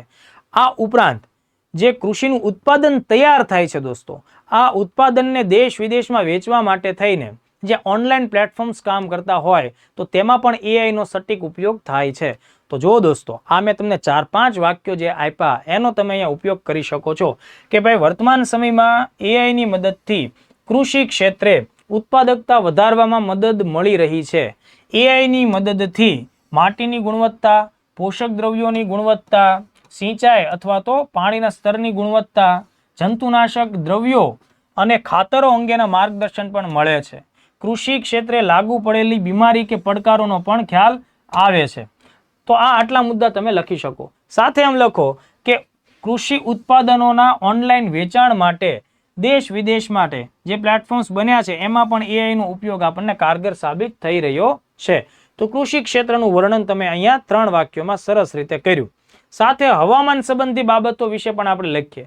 તો જો દોસ્તો, અત્યારે મેં તમને હમણાં કીધું કે તમને કોઈ ગરમ વસ્તુ ટચ કરશે તમને તરત ખ્યાલ આવશે. ઉનાળાના સમયમાં કોઈ ઠંડો બરફ છે એનો ટુકડો તમારા હાથ ઉપર મૂકી દેશો તો ઘડીક તમને એ ઠંડીનો ચમકારો અનુભવાશે. એટલે તમારા ચેતાતંત્રીય લાક્ષણિકતાઓ. સેમ હિયર, તાપમાનમાં વધારો થશે, બરાબર છે, પવનની દિશા, ગતિ, એ બધી જ વિશેની સચોટ માહિતી, ભેજનું પ્રમાણ, વરસાદ ક્યાં પડી શકે, બરાબર. હવે તો વીજળીઓ ક્યાં પડે છે એનો અંદાજ લગાડવા માટે પણ આ પ્રકારના એઆઈ થી ચાલતા ટૂલ્સ કે સોફ્ટવેરનો ઉપયોગ થાય છે. તો હવામાન સંબંધિત વિવિધ માહિતીઓ જેમ કે તાપમાનનું પ્રમાણ, અલ્ટ્રાવાયોલેટ તરંગો છે એનું પ્રમાણ જાણવા માટે, દબાણની પરિસ્થિતિ, ભેજની પરિસ્થિતિ, વરસાદની પરિસ્થિતિ, આ બધું નોંધવા માટે થઈને પણ એઆઈના ટૂલ્સનો ઉપયોગ થાય છે. તો એ વિગત પણ લખી શકાય કે કૃષિ ઉપરાંત હવામાન અંગેની વિવિધ સચોટ આગાહી માટે પણ એઆઈનો ઉપયોગ થઈ રહ્યો છે. એઆઈની મદદથી એવા યંત્રો વિકસાવવામાં આવી રહ્યા છે કે જે તાપમાન, બરાબર, તાપમાન એટલે કે સૂર્યાઘાત તમે કહી શકો, અલ્ટ્રાવાયોલેટ તરંગોની પરિસ્થિતિ, દબાણ, ભેજ તથા વર્ષા જેવી પરિસ્થિતિઓના આગામી જે તમારે ચેતવણી પ્રણાલીઓ વિકસાવી હોય તો એમાં, અથવા આગાહી કરવી હોય તો એ બધા ક્ષેત્રમાં તેનો ઉપયોગ થઈ રહ્યો છે. તો આ ટોપિકમાં તમે શું કર્યું? કૃષિ અને હવામાન આગાહી અથવા હવામાનનો અભ્યાસ બંનેનો સમાવેશ કર્યો છે. ફરીથી કહું છું, ટૂંકમાં એટલે લખાવાની બાબત છે કે જાજા ક્ષેત્રોને આવરી લેશો. બાકી એક એક સેક્ટર ઉપર એક એક નિબંધ પણ લખો તો પણ તમારી પાસે ડેટા પડ્યો જ રહેવાનો છે. એટલે આટલા મુદ્દા આપણે ધ્યાને રાખીએ. હવે જો આપણે કૃષિને આવરી લેતા હોય, અર્થવ્યવસ્થાને આવરી લેતા હોય, સ્વાસ્થ્યને આવરી લેતા હોય તો પછી આપણે શિક્ષણ અને રોજગારને પણ આવરવું જોઈએ, કારણ કે એ પણ સામાન્ય માણસના જીવનની આસપાસ મહત્વનો રોલ ભજવે. તો એઆઈની મદદથી શિક્ષણ ક્ષેત્રમાં કેવું લખી શકાય એને પણ ધ્યાને લઈ લઈએ. દોસ્તો, આગળનું ક્ષેત્ર ધ્યાને રાખીએ, એ છે શિક્ષણ, કૌશલ્ય તથા રોજગાર. દોસ્તો, એઆઈની મદદથી અને રોબોટિક્સ ક્ષેત્રની મદદથી શિક્ષણ ક્ષેત્રે જે માનવ સંસાધનોની કમી રહેલી છે તેને આપણે દૂર કરી શકીએ છીએ. તેનું હું તમને એક ઉદાહરણ આપું. દાખલા તરીકે કેરળ છે, તો કેરળમાં આઈરિસ નામનો માનવ જેવો દેખાતો એક રોબોટ તૈયાર કરવામાં આવ્યો. આ એક એવો રોબોટ છે કે જેને ધોરણ 1 થી લઈને 12 સુધીના તમામ વિષયો 3 અલગ અલગ ભાષાઓમાં આવડે છે. તો કેરળ સરકાર આ રોબોટનો ઉપયોગ અંતરિયાળ ગામડાઓ કે જ્યાં શિક્ષકોની અછત છે, કમી છે, શિક્ષકો જ્યાં નોકરી કરવા માટે જવા તૈયાર નથી એવા ક્ષેત્રોમાં એ આ પ્રકારના રોબોટ્સનો ઉપયોગ કરી શકે છે. તો દોસ્તો, આવી જ રીતે મતલબ શિક્ષણની જે ગેપ છે તેને દૂર કરી શકાય છે. સાથોસાથ શિક્ષણની અંદર નવીનીકરણ લાવવા માટે પણ આપણે એઆઈનો ઉપયોગ કરીએ. વિદ્યાર્થીઓને વધુ સચોટ નોલેજ આપવા માટે વિડીયોગ્રાફી, બરાબર, અથવા તો એનિમેશન પદ્ધતિનો પણ આપણે એઆઈની મદદથી ઉપયોગ કરી શકીએ. દાખલા તરીકે હું તમને એમ સમજાવું કે ભાઈ ગુજરાતની અંદર ભણતો વિદ્યાર્થી છે અને એને તમારે આંધ્રપ્રદેશનું દાખલા તરીકે લેપાક્ષી મંદિર વિશે ભણાવવું છે, તો તમે ત્યાંનો વિડીયો, ત્યાંનું એનિમેશન અહીંના વિદ્યાર્થીને સમજાવી શકશો. કારણ કે ગુજરાતનો વિદ્યાર્થી કદાચ એ જગ્યાએ જશે, એમાં સમય પણ લાગશે, એ પ્રેક્ટિકલ પોસિબલ નથી. દાખલા તરીકે અહીંયા રહેલો વ્યક્તિ છે એને તમારે કલકત્તાનું ફોર્ટ વિલિયમ વિશે સમજાવવું છે, તો તમે માની લો કે ફોર્ટ વિલિયમ ઉપરનો એનિમેશન વિડીયો વિદ્યાર્થીઓને બતાવો તો એનાથી એનું નોલેજ વધશે. તો આપણે આ બધી વાત મેં તમને ઉદાહરણ સમજવા માટે કરી, પણ તમે એમ લખો કે એઆઈની મદદથી શિક્ષણ ક્ષેત્રે જે માનવ સંસાધનોની કમી છે, માનવ સંસાધન કૌશલ્યની જે કમી છે તેનું નિરાકરણ થઈ શકે. દાખલા તરીકે તમે આઈરિસ રોબોટનો ઉપયોગ કરી શકો છો. ઉપરાંત વિદ્યાર્થીઓના મૂલ્યાંકનમાં પણ એઆઈનો આપણે ઉપયોગ કરીએ કે કયો વિદ્યાર્થી કયા ક્ષેત્રમાં નબળો છે, સારો છે, કયા વિદ્યાર્થીને કયા ક્ષેત્રમાં વધારે મદદની જરૂર છે, એ એઆઈ આધારિત સોફ્ટવેરની મદદથી આપણને ઝડપથી કામ થાય. ઉપરાંત તમે એઆઈનો ઉપયોગ શિક્ષણમાં કેવી રીતે કરો? ઓટોમેટેડ વેમાં પ્રશ્નપત્રો તૈયાર કરવામાં કે જેમાં શિક્ષકોને ઘણો બધો સમય લાગતો હોય તો એ પરંપરાગત કામગીરીમાં જે વધારે સમય લેતું હોય એમાં ઓટોમેટેડ વેમાં એમને પેપર કાઢવામાં પણ શું થાય? સરળતા થાય, જેના લીધે શિક્ષકોનો સમય બચે અને આ સમય એ અન્ય નવીનીકરણની પ્રવૃત્તિઓમાં કરી શકે છે. બરાબર, તો આ બધા મુદ્દા તમે એઆઈના એજ્યુકેશન ક્ષેત્ર સાથે સંકળાયેલા એડ કરો. દાખલા તરીકે શિક્ષણમાં અત્યારે તમે ચેટ જીપીટીનો ઉપયોગ કરતા હશો, તમે ગ્રોક નામના સોફ્ટવેરનો ઉપયોગ કરતા હશો. સ્પર્ધાત્મક પરીક્ષાના વિદ્યાર્થીઓ આજે કોઈ પણ ટોપિક શીખવા માટે આ પ્રકારના એઆઈ ટૂલ્સનો યુઝ કરે જ છે અને એમાં એને ઘણી બધી વિવિધ પ્રકારની માહિતી ઓછા સમયમાં ભેગી થઈને મળે છે. દાખલા તરીકે તમે એક વસ્તુ પુસ્તકના 50 પેજ વાંચો છો ત્યારે સમજમાં આવે છે, એ તમને અહીંયા એક જ પેજની અંદર 2 પેજની અંદર એટલી ડિટેલ આપે છે. એટલે આના લીધે શિક્ષણના ક્ષેત્રમાં ઘણું બધું નવીનીકરણ જોવા મળે છે. એવી જ રીતે જો દોસ્તો કૌશલ્ય વિકાસની કામગીરીમાં પણ એટલે કે સ્કિલ ડેવલપમેન્ટના કાર્યોમાં પણ આપણે એઆઈનો ઉપયોગ કરી શકીએ. એઆઈની મદદથી વિવિધ પ્રકારના લોકોને અથવા વિવિધ પ્રકારના સમૂહોને માર્ગદર્શન આપણે આપી શકીએ. દાખલા તરીકે મહિલાઓને માર્ગદર્શન તમે આપી શકો, જે કોઈ ગૃહ ઉદ્યોગ ચલાવતા હોય એને માર્ગદર્શન આપી શકો, સ્ટાર્ટઅપ જેવા ચલાવતા લોકો હોય એને પણ 24/7 તમે માર્ગદર્શન આપી શકો છો. એટલે કૌશલ્ય વિકાસના ક્ષેત્રમાં પણ આપણે એઆઈનો ઉપયોગ કરી શકીએ છીએ. એવી જ રીતે રોજગાર શોધવામાં પણ એઆઈનો ઉપયોગ થઈ શકે. દાખલા તરીકે કોઈ વિદ્યાર્થી કોઈ ચોક્કસ પ્રકારની સ્કિલ ધરાવે છે તો હવે એ સ્કિલનો ઉપયોગ કરીને કઈ કંપની એને જોબ આપી શકે? તો આ જે સર્ચ કરવાની કામગીરી છે, એ રોજગાર શોધવાની કામગીરી છે, એ ઝડપથી થઈ શકે છે. તો આ આખું ફિલ્ડ બહુ જ મહત્વનું છે. એવી જ રીતે દોસ્તો જ્યારે મતલબ કે આ તમે ત્રણેય ફિલ્ડ વિશે એક એક બબ્બે વાક્ય લખો છો એટલે આખું ક્ષેત્ર છે એ કવર થાય. મતલબ જો તમારા જવાબમાં શું આવે છે, શિક્ષણને તમે સામેલ કર્યું, કૌશલ્ય વિકાસને તમે સામેલ કર્યું, રોજગારને તમે સામેલ કર્યું. કૌશલ્યમાં હું તમને સમજાવું દોસ્તો કે આપણે જાણતા હોઈએ ભણતા હોઈએ છીએ કે સીડેક નામની જે ભારતની સંસ્થા છે તેણે મેઘ શિક્ષક નામનું ઓનલાઈન એવું પોર્ટલ બનાવેલું છે. મતલબ એક એવો સોફ્ટવેર બનાવ્યો છે કે જે ઓનલાઈન લર્નિંગ પ્લેટફોર્મ તરીકે આપણે તેનો ઉપયોગ કરીએ છીએ. ભારત સરકારે સ્વયં નામની એક આખી પહેલ ચાલુ કરેલી છે 2017માં, study webs of active learning for young aspiring minds. બરાબર, એવી રીતે આ સ્વયં નામનું પોર્ટલ છે એ ધોરણ 9 થી લઈ અને પોસ્ટ ગ્રેજ્યુએશન સુધીનો ઓનલાઈન અભ્યાસ વિદ્યાર્થીઓને સ્થાનિક ભાષાઓમાં કરાવે છે. પછી એવી રીતે આપણે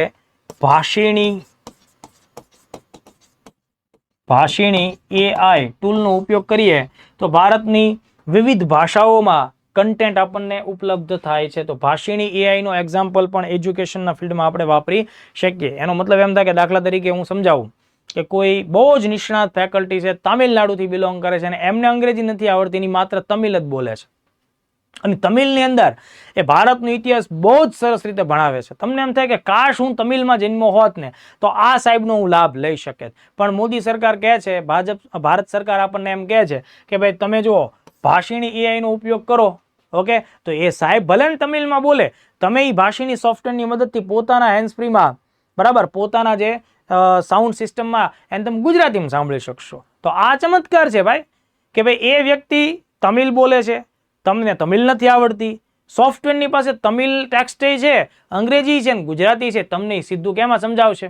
તો આમાં સમજ. તમે ઘણીવાર જોયું છે કે સાંસદો ચર્ચા કરતા હોય ને તો બધા ઓલા હેડફોન લઈને બેઠા. આપણને એમ થાય કે આને હેડફોન, આ મારા બેટા ગીત સાંભળતા વાત કરતા હશે, સાંભળતા છે. એવું ન હોય, કારણ કે ભારત બહુ વિવિધતાવાળો દેશ છે. એકાદો બંગાળથી આવેલો ચૂંટાયેલો સાંસદ હોય, એકાદો ગુજરાતથી આવેલો હોય, એકાદો કર્ણાટકથી આવેલો હોય, તો શક્ય નથી ને બધાને હિન્દી આવડતું હોય. બરાબર, બધાને અંગ્રેજી આવડતું એવું શક્ય નથી. એટલે તમિલવાળાને હિન્દી ના આવડતું હોય કે બંગાળવાળાને ગુજરાતી ના આવડતું હોય, પણ એ જ્યારે પોતાની ભાષામાં બોલે ત્યારે હેડફોન જે વ્યક્તિ ભરાવેલા છે પોતાના કાન ઉપર, એને એ પોતાની સ્થાનિક ભાષામાં એ સમજાશે. આ એઆઈ છે. તો જો આનો ઉપયોગ તમે શિક્ષણમાં કરો, કૌશલ્યમાં કરો, રોજગારમાં કરો. બરાબર, તો તમને એમ થાય કે સર આવું હોય તો કેવી મોજ આવે. દાખલા તરીકે લંડનની અંદર કોઈ કોન્ફરન્સ યોજાય છે અંગ્રેજીમાં, અથવા ફ્રાન્સમાં પેરિસની અંદર ફ્રેન્ચ ભાષામાં કોઈ કોન્ફરન્સ યોજાય છે તો હું એમાં ભાગ લઈ શકું અહીંયા બેઠો બેઠો? યસ, એઆઈની મદદથી તમે ત્યાંની અંદરના મુદ્દાઓ સાંભળી સમજી શકો છો. તો આ બધું મેં તમને એક્ઝામ્પલ્સ આપ્યા છે, તમે એમાં લગાડી શકો છો. હવે આવી જ રીતે આપણે એઆઈનો ઉપયોગ બીજા કયા ક્ષેત્રમાં કરીએ તો જુઓ દોસ્તો, આગળનો તમારો ટોપિક તમે લખજો, પોલીસ કાર્યો તથા સુરક્ષા બાબતો.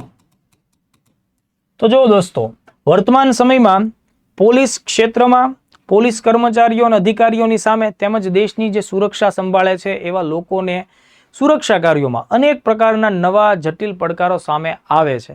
તો આ પડકારોની સામે ટેકનોલોજીની મદદથી આધુનિક પડકારોનો ઉકેલ પણ આપણને મળે છે. ફોર એન એક્ઝામ્પલ, આપણે એઆઈનો ઉપયોગ કરીને ડ્રોન ટેકનોલોજી વિકસાવીએ છીએ.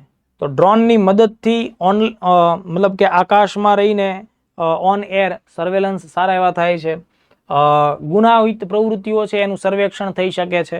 ખનન જેવી પ્રવૃત્તિઓ હોય છે એનું સર્વેક્ષણ થઈ શકે છે. ગેરકાનૂની તમામ પ્રકારના જે ધંધાઓ ચાલતા હોય એવી બાબતો ઉપર વોચ રાખવા માટે, સુરક્ષા રાખવા માટે ડ્રોન ટેકનોલોજીનો તમે ઉપયોગ કરશો.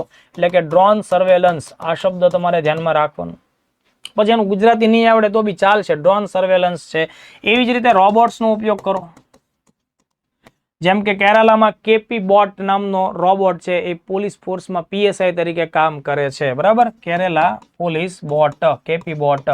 તો એ ટ્રાફિક કંટ્રોલની કામગીરી કરે છે. દાખલા તરીકે 48 થી 50 ડિગ્રી તાપમાન ઉપર કોઈ પોલીસ કોન્સ્ટેબલ ટ્રાફિક પોઈન્ટ ઉપર ઊભો હોય તો એના સ્વાસ્થ્ય ઉપર હાનિકારક અસર થઈ શકે એમ હોય. બરાબર, પણ તમે ત્યાં એ જ કામગીરી માટે કોઈ રોબોટનો ઉપયોગ કરો છો તો એ માનવ સંસાધનને બચાવી શકે છે. એટલે આ બધા મુદ્દાઓને તમે જોડી શકો છો. તો ડ્રોન ટેકનોલોજી છે, રોબોટ્સ છે. રોબોટ્સની મદદથી દોસ્તો તમે દાખલા તરીકે જટિલ કાર્યો કરી શકો છો. જેમ કે જટિલ કાર્યોને સરળતાથી કરી શકો. હું એક એક્ઝામ્પલ આપું કે દાખલા તરીકે તમે એવા રોબોટ બનાવ્યા કે જે ડૂબતા માણસને બચાવી શકે. બરાબર, અને અચાનક ઘણી બધી વખત આપણે એવી રીલ્સ જોતા હોઈએ છીએ, ઇન્સ્ટાગ્રામ ઉપર, યુટ્યુબ ઉપર આવતી હોય કે કોઈ નદી તળાવ હોય એમાં કોઈ માણસ ડૂબતું હોય અને પોલીસ પોતાના જીવના જોખમે પણ અંદર ધુબકો મારે છે, તરીને ત્યાં સુધી જાય છે અને માણસને બચાવવાનો પ્રયત્ન કરે છે અને એમાં સફળ પણ થતા હોય, પણ બધી વખતે એ સફળતા મળતી પણ ન હોય. તો એના લીધે તમે શું કરો, અંડર વોટર ડ્રોન કામ કરે એઆઈની મદદથી, જે ઝડપથી ત્યાં સુધી પહોંચે. સ્વાભાવિક છે, માણસની ઝડપ તો રોબોટ જેટલી ના જ હોય, તો રોબોટ ઝડપથી ભાગશે, માણસને પકડશે, બચાવશે. એટલે તમે રોબોટ્સનો ઉપયોગ કરી અને શું કરી શકો છો, આકસ્મિક કાર્યો, આકસ્મિક ઘટનાઓમાં સફળ પરિણામ મેળવી શકો. પછી આપત્તિ વ્યવસ્થાપનમાં એનો ઉપયોગ કરી શકો. આપત્તિ વ્યવસ્થાપન એ પણ એક પ્રકારનું પોલીસનું જ કામ છે, એ પણ સુરક્ષા સંબંધી જ બાબત છે. દાખલા તરીકે કોઈ થિયેટરમાં આગ લાગી અને અંદર 100 માણસો બેઠા છે, આગ ભયંકર લાગી, પોલીસ ફાયર બ્રિગેડના જવાનો બહાર ઊભા છે, એમની ઈચ્છા છે કે આપણે જઈને બધાને બહાર કાઢીએ અને એક પણ માણસને નુકસાની ન થવા દઈએ, પણ આગની પરિસ્થિતિ જોતા એ લોકો પણ પોતે મજબૂર છે. પણ એ સમયમાં તમે હેવી રોબોટ્સને અંદર ઘુસાડી દો કે જે 2200 ડિગ્રી સેલ્સિયસ સુધીના તાપમાન હોય તો પણ એને કોઈ અસર નહીં પડે અને બધા લોકોને પકડીને સહી સલામત શું કરશે, બહાર કાઢશે. તો તમે અહીંયા આપત્તિ વ્યવસ્થાપનનો મુદ્દો કરો. દાખલા તરીકે હમણાં જ મ્યાનમારમાં ભૂકંપની ઘટના સામે આવી, મલબો ઢંકાઈ ગયેલો છે, માણસો બિચારા ઊંચકવાનો પ્રયત્ન કરે છે, એમાં સમય લાગે છે. રોબોટ્સ નાખો, હેવી મશીન, ઓટોમેટેડ વેમાં એ આખા કાટમાળને ઊંચા કરીને માણસોના જીવ બચાવે.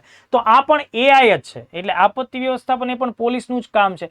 આ ઉપરાંત બીજું તમે શું ધ્યાન રાખો, એઆઈની મદદથી ફેસ રેકગ્નિશન સિસ્ટમ્સ, બરાબર, ફેસ રેકગ્નિશન સિસ્ટમનો ઉપયોગ થવાથી કદાચ કોઈ અપરાધીઓ કે ગુનેગારો, ભાગેડુ લોકો પોતાનો વેશ પલટો કરીને પણ જો માનો કે ભાગતા હોય એક રાજ્યમાંથી બીજામાંથી અથવા તો દેશ છોડીને ભાગી જવાના હોય તો ફેસ રેકગ્નિશન સિસ્ટમ છે એ કહી દે છે, આઈરિસ સ્કેન કરીને, કારણ કે આપણે આધાર મેળવતી વખતે ભારત સરકારને આપણો ડેટા આપ્યો જ હોય એટલે તરત જ કહી દે છે કે ભાઈ આ જે ભાઈ છે ને, પહેલા તો ભાઈ નથી બેન છે, બહાર કાઢો, કે આ બેન બનીને જે આવ્યા છે ને એ મૂળ ભાઈ છે, એને બહાર કાઢો, અથવા એનું નામ XYZ છે. બરાબર, તો ફેસ રેકગ્નિશન સિસ્ટમ છે, તમે એનો ઉપયોગ પણ કરી શકો છો. આ ઉપરાંત પોલીસ ફોરેન્સિક ક્ષેત્રે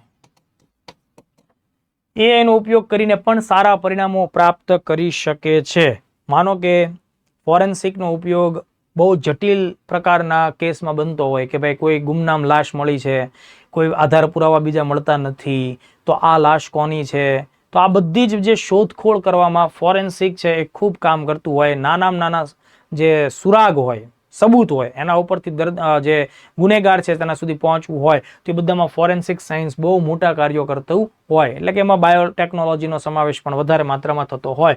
તો તમે ડ્રોન, રોબોટિક્સ આ બધા મુદ્દાનો ઉપયોગ કરો, ફેસ રેકગ્નિશન સિસ્ટમનો ઉપયોગ કરો, ફોરેન્સિકનો ઉપયોગ કરો. ખૂબ અગત્યનો મુદ્દો છે AI થી સજ્જ CCTV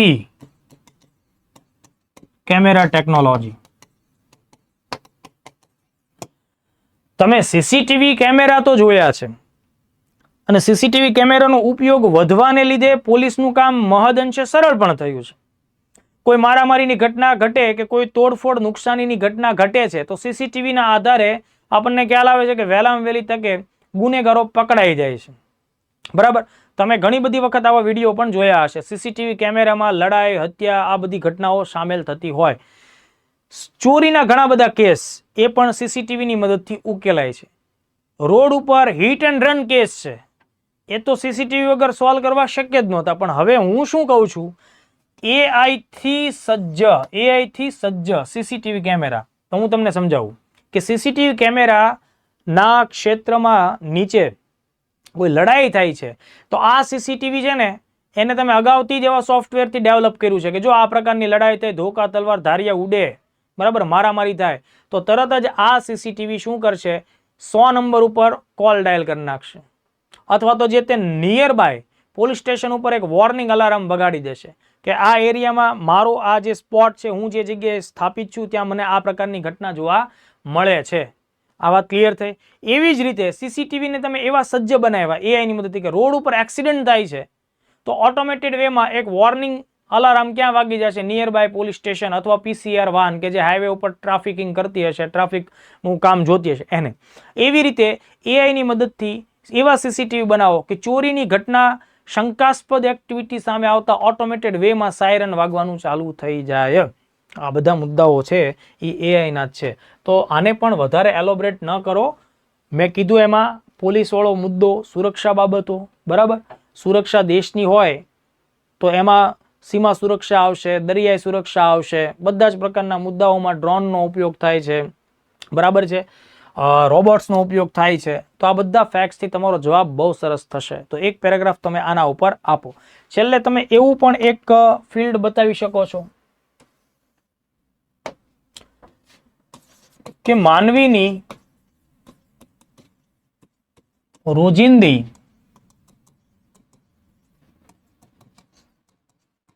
સામાન્ય કામગીરીઓમાં ઉપયોગી. હવે જો દોસ્તો, માણસની રોજિંદી સામાન્ય કામગીરીમાં AI કેવી રીતે ઉપયોગી થાય, તો એના એક બે એક્ઝામ્પલ આપું. તમે સિરી, એલેક્સા, ગૂગલ આસિસ્ટન્ટ જેવા સોફ્ટવેર ટૂલ્સના નામ સાંભળ્યા હશે કે આપણે અલગ અલગ પ્રકારના મોબાઈલ ફોન યુઝ કરતા હોઈએ તો એમાં સિરીનો એક ઓપ્શન આવતો હોય છે. સિરી બોલો એટલે દબ દઈને બહાર આવે કે આ બોલો ભાઈ, હું તમારે કામ છે, બરાબર. એલેક્સા બોલો, એલેક્સાને તમે એમ કહો કે એલેક્સા પંખો ચાલુ કરી દે, એલેક્સા પંખો ચાલુ કરે છે. એલેક્સા ટીવી ઓન કરો, એલેક્સા ટીવી ઓન કરે. એલેક્સાને તમે એમ કહો કે ભાઈ એલેક્સા ગીત વગાડો, તો યુટ્યુબ ઉપર ગીત વગાડશે. એલેક્સા આજની મુખ્ય હેડલાઇન્સ ન્યૂઝપેપરની કઈ છે, તો એ તમને ભારતના 10 ન્યૂઝપેપર જે ટોપ લેવલના છે એની હેડલાઇન સમજાવશે, એનો સાર ટૂંકમાં આપશે. તો તમે જ્યારે ઘરેથી નીકળો છો, ટ્રાવેલિંગ કરો છો, ત્યારે તમે એલેક્સા, સિરી વગેરેના ઉપયોગથી ઘણા બધા કાર્યો સરળતાથી પાર પાડો છો.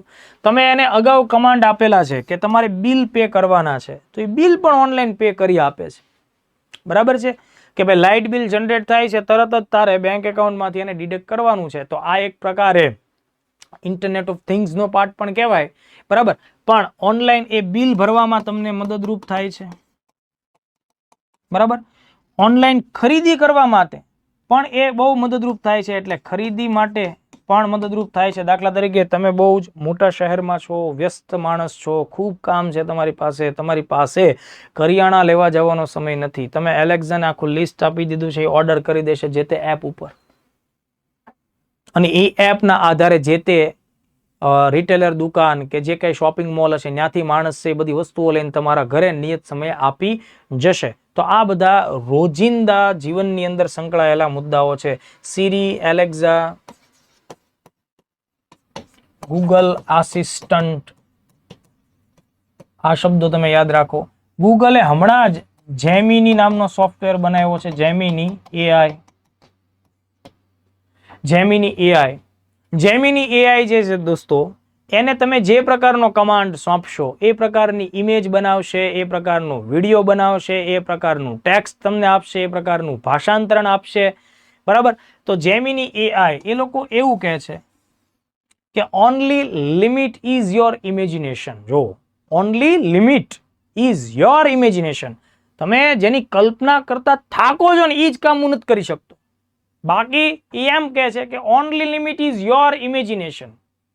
તમે તમતારે તમારી ઇમેજિનેશનમાં જે વાત આવી મને એમ કહો. તમે એમ કહો કે ભાઈ એફિલ ટાવર છે એની પર સ્નોફોલ થતો એવો વિડીયો બનાવે, ઇન્સ્ટન્ટ બનાવી આપે. તમને એમ કે ભાઈ રાજસ્થાનના રણની અંદર ગુલાબના બગીચાઓ બનાવે તો ઇન્સ્ટન્ટ એવી રીતનું ઇમેજ તમને આપશે.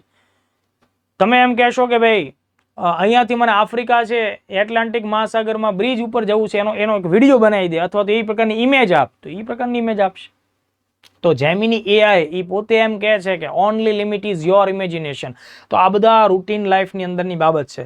ઉપરાંત રોજિંદા જીવનમાં જુઓ, નાના બાળકોને રેઢા મૂકવા એ પણ હિતાવહ નથી હોતું. એટલે ઘણીવાર હવે એવા ડિવાઇસ પણ બને છે કે ભાઈ બાળક જે છે એ સ્કૂલે જાય છે, સ્કૂલેથી ઘરે આવે છે, ઘરેથી ટ્યુશન જાય છે, સ્પોર્ટ્સ કોમ્પ્લેક્સ જાય છે, બધી જગ્યાએ ક્યાં ક્યાં જાય છે. નાના એવા ડિવાઇસથી તમારા મોબાઈલ ઉપર આખા બાળકની એક્ટિવિટી, બરાબર, એનું લોકેશન તમે જાણી શકો છો.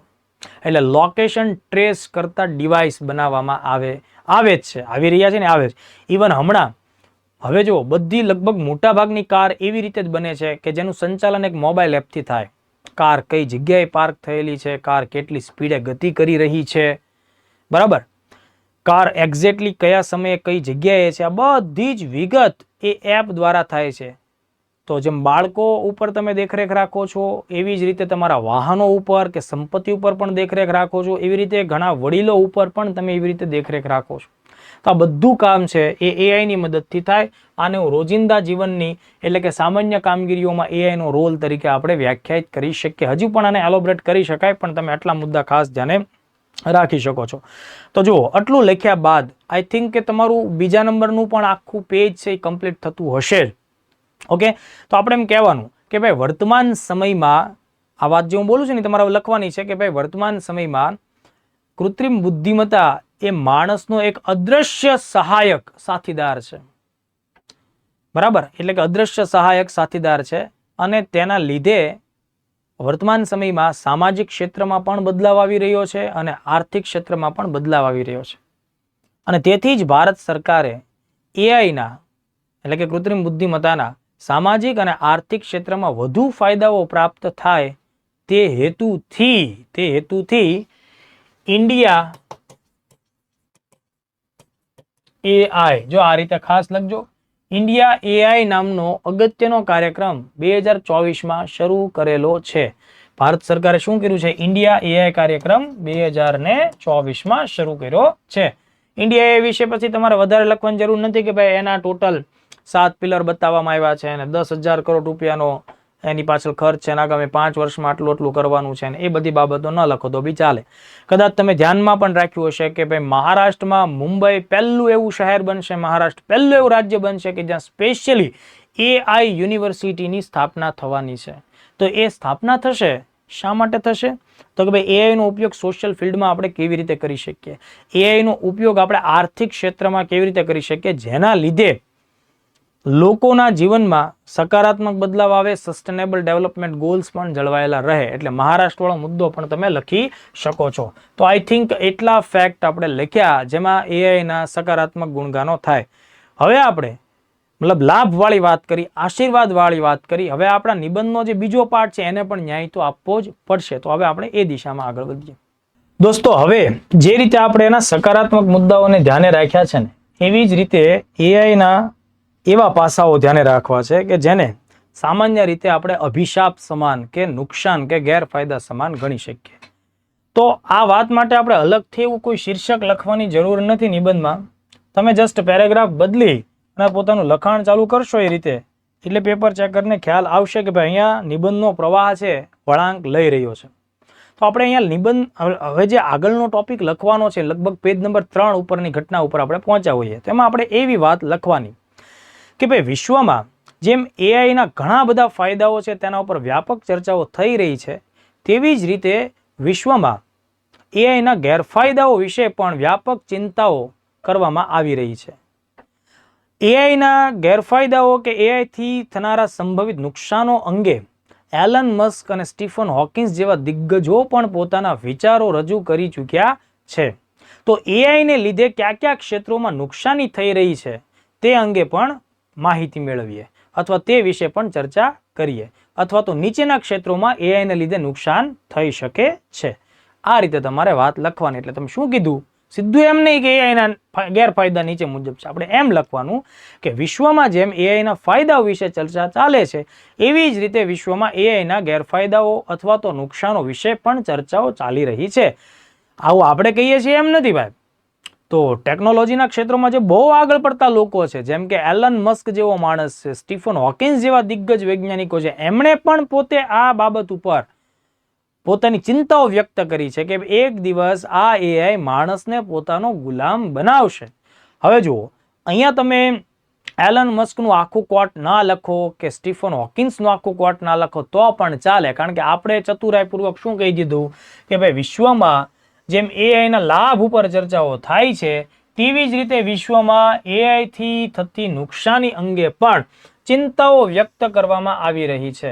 અને આવી ચિંતા વ્યક્ત કરનારા લોકોમાં એલન મસ્ક અને સ્ટીફન હોકિન્સ સહિતના દિગ્ગજ લોકોનો સમાવેશ થઈ રહ્યો છે. એઆઈની મદદથી નુકસાની થઈ શકે અથવા તો નુકસાન થઈ રહ્યું છે એવા ક્ષેત્રો અથવા એવી બાબતો નીચે મુજબ છે. તો આ પેરેગ્રાફ તમે લખ્યો, એટલે કે હવે કેવા કેવા ગેરફાયદાઓ કયા ફિલ્ડમાં છે એના વિશેની વાત આપણે કરવાની થાય.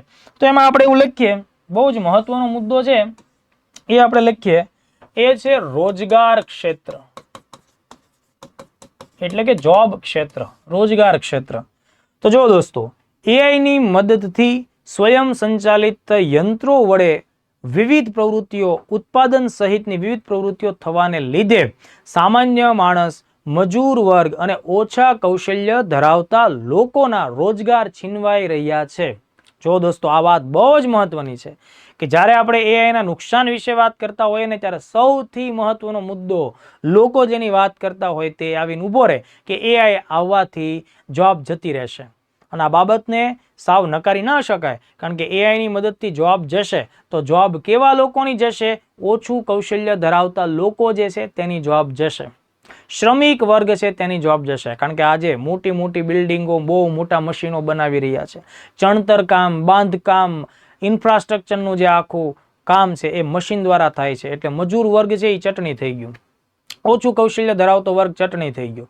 આપણને સાંભળીને નવીનતા લાગે કે ભાઈ હવે ઓટોમેટેડ ડ્રાઈવરલેસ કાર બની રહી છે, ડ્રાઈવરલેસ ટેક્સી બની રહી છે. દોસ્તો, જો આ ટેકનોલોજી આવી જાય તો એના લીધે ભારત જેવા દેશમાં એવા કેટલાય લોકો છે કે જે પરિવહનના ક્ષેત્રમાં ડ્રાઈવરનું કામ કરીને રોજગાર મેળવે છે. આ મેં તમને એક એક્ઝામ્પલ આપ્યું.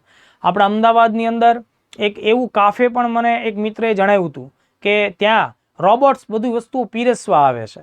તો આપણને એ માનો કે ત્યાં જઈએ તો કદાચ નવીનતા લાગે, ઓહો, રોબોટ્સ ઓર્ડર આપણા માટે લેવા આવે છે, ઓર્ડર આપણને આપણા ઓર્ડર પ્રમાણે વસ્તુઓ સર્વ કરવા આવે છે. તો કદાચ એ ટેકનોલોજીની દ્રષ્ટિએ થોડુંક ફેન્ટસી લાગશે, પણ એના લીધે હજારો લાખો લોકો બેરોજગાર થઈ રહ્યા છે. દાખલા તરીકે તમે રેસ્ટોરન્ટમાં જાઓ ને માનો કે રોબોટ્સ બધા પીરસતા હોય, તો ભારત જેવા વિશાળ આબાદી ધરાવતા દેશમાં રોજગારી એક બહુ મોટો પ્રશ્ન છે. એટલે એવા ક્ષેત્રમાં એઆઈનો જો પ્રવેશ થઈ જશે તો એ ભારત માટે બહુ જ અભિશાપનું કામ કરશે. આ બાબત તમારે ખાસ ધ્યાને રાખવાની. તો અહીંયા તમારા મગજમાં બીજી વાત એ ચાલવી જોઈએ કે એઆઈ એવા દેશોમાં આવા કામ કરે તો સારું લાગે કે જ્યાં વસ્તી ઓછી હોય ને કામ કરવા વાળો વર્ગ વધારે હોય. પણ જો ભારત જેવા દેશમાં તમે શિક્ષકોને રિપ્લેસ કરીને રોબોટ્સનો ઉપયોગ એજ્યુકેશનમાં કરો છો દોસ્તો, તો એ મેં તમને હમણાં અગાઉ સમજાવ્યું કે માનવ સંસાધનો જ્યાં નથી ત્યાં સારું લાગે, પણ અહીંયા ટેટ પાસ કરેલા લોકો આંદોલન કરતા હોય ને તમે રોબોટ્સ ફિટ કરો તો એ યોગ્ય બાબત નથી, એ ગુડ ગવર્નન્સની બાબત નથી. એટલે સૌથી પહેલો મુદ્દો આપણે શું ધ્યાને રાખવાનો? રોજગારનું ક્ષેત્ર, કે જો ઉત્પાદનની પ્રવૃત્તિઓમાં AI નો ઉપયોગ વધી જાય અથવા તો સર્વિસ ક્ષેત્રમાં પણ જો AI નો ઉપયોગ વધી જાય તો તેના લીધે ઓછું કૌશલ્ય ધરાવતા લોકોનો રોજગાર છીનવાઈ જશે, મજૂર વર્ગ છે એ રોજગાર વિહીન થશે, ગરીબો વધુને વધુ ગરીબ થશે. આ બધા મુદ્દાઓ મહત્વના છે. એટલે રોજગારનો મુદ્દો તો તમારે અચૂકપણે લખવાનો જ છે. અને સાથે એક વાત અચૂક લખવાની કે જો આવું થશે તો સસ્ટેનેબલ ડેવલપમેન્ટ ગોલ્સના લક્ષ્યાંકો પ્રાપ્ત કરવામાં ભયંકર પડકાર સામે આવશે. હવે સસ્ટેનેબલ ડેવલપમેન્ટ ગોલ હવે જો તમારી બુદ્ધિ ક્ષમતા ઉપર ડિપેન્ડ કરે છે દોસ્તો કે તમે અહીંયા AI ની સાથે એના નકારાત્મક પાસામાં સસ્ટેનેબલ ડેવલપમેન્ટ ગોલ્સને પણ જોડો છો, બરાબર? કારણ કે સસ્ટેનેબલ ડેવલપમેન્ટ ગોલ્સ છે એ ગરીબી નાબૂદ કરવા સાથે સંકળાયેલો છે, બેરોજગારી સાથે સંકળાયેલો છે, બરાબર? પછી ભૂખમરા સાથે સંકળાયેલો છે, સ્વાસ્થ્ય સાથે, શિક્ષણ સાથે, લૈંગિક ભેદભાવ અને યોગ્ય વેતન માટેના મજૂરી, આવા સામાજિક આર્થિક મુદ્દા સાથે સંકળાયેલો છે. પણ વાત એમ છે કે માણસની પાસે રોજગાર જ નહીં હોય તો પૈસો ક્યાંથી આવશે? પૈસો નહીં આવે તો ગરીબીમાંથી બહાર કેમ આવશે? એ પોતાના માટે સારું ભોજન કેમ પ્રાપ્ત કરશે? પોતાના માટે ઉર્જા કેમ પ્રાપ્ત કરશે? પોતાના માટે થઈને એ સ્વાસ્થ્ય પણ સારું પ્રાપ્ત નહીં કરે. એટલે હવે આવી લાંબી લપું નહીં કરવાની, એટલું જ લખવાનું કે જો રોજગારીના ક્ષેત્રમાં AI ઘૂસી જાય તો એના લીધે શ્રમિક મજૂર વર્ગ છે રોજગાર વિહીન થાય તો સસ્ટેનેબલ ડેવલપમેન્ટ ગોલનો જે મુદ્દો છે મતલબ એ પ્રાપ્ત કરવાનો લક્ષ્યાંક એ કંઈક ને કંઈક ખલેલ પામશે. તો આ મુદ્દો તમારે ખાસ ધ્યાને રાખવો પડે. બીજું જે AI ના સંભવિત ખતરાઓ છે તો એક તમે રોજગાર લઈ લીધું, બીજું તમે એ લખો લોકોની ગોપનીયતા છીનવાઈ રહી છે. જો દોસ્તો AI ની મદદથી આજે એવા ટૂલ્સ અને સોફ્ટવેરનો ઉપયોગ થઈ રહ્યો છે, આપણા મોબાઈલમાં પણ એવી ઘણી બધા સોફ્ટવેર કદાચ અત્યારના સમયે એક્ટિવ હોય કે જે આપણી અંગત બાબતો મતલબ ગોપનીય બાબતો એટલે કે અંગત બાબતો ઉપર વોચ રાખી રહ્યા છે. આપણે શું બોલીએ છીએ કદાચ સાંભળે છે, આપણે શું મેસેજ કરીએ છીએ એની પર વોચ રાખે છે, આપણે શું ખરીદીએ છીએ એના ઉપર ધ્યાન રાખે છે, આપણી અંદર આપણી માનસિકતા શું છે એને સમજવાની AI ની મદદથી ટેકનોક્રેટ કંપનીઓ ખૂબ ઉપયોગ કરે છે અથવા તો એનો સારો એવો લાભ લે છે. એના લીધે શું થાય કે ભાઈ નાગરિક સમાજ ઉપર AI નો સકંજો મજબૂત બને છે. મારા શબ્દો ખાસ સમજજો. એના લીધે જે તે દેશની સરકારો પણ AI નો ઉપયોગ કરી, બરાબર, અને નાગરિક સમાજ ઉપર પોતાનો રોફ જમાવશે, અંકુશ જમાવશે. આના લીધે લોકતંત્ર નબળું પડશે. આના લીધે માણસ છે એ બિગ જાયન્ટ કંપનીઝ, ટેકનોક્રેટ કંપનીઓ હોય એનો ગુલામ બનશે. તો અહીંયા નૈતિકતાનો મુદ્દો સામે આવે છે કે ભાઈ AI ને લીધે નૈતિકતા જળવાતી નથી, કોમ્પિટિશનની નૈતિકતા જળવાતી નથી, રાજનીતિની નૈતિકતા જળવાતી નથી. એટલે આ એક પ્રકારે અનએથિકલ એક્ટિવિટી કહેવાય. એટલે આ એક અનૈતિકતાને પ્રેરણા આપનારી અથવા તો પ્રેરનારી બાબત કહી શકાય, બરાબર? પ્રેરણા આપનારી બાબત કહી શકાય. તો એક મુદ્દો તમે લોકોએ ટૂંકમાં લખ્યો રોજગારીનો, બીજો મુદ્દો લખ્યો કે લોકોનું અંગત જીવન છીનવાઈ રહ્યું છે, લોકોની ગોપનીયતા છીનવાઈ રહી છે. મતલબ તમે ભારતીય બંધારણના આર્ટિકલ્સમાં નાખો, આર્ટિકલ 21 પ્રમાણે ભારતીય લોકોનું જે ગોપનીયતાનો અધિકાર છે દોસ્તો ભારતના અનુસંધાને છીનવાય છે.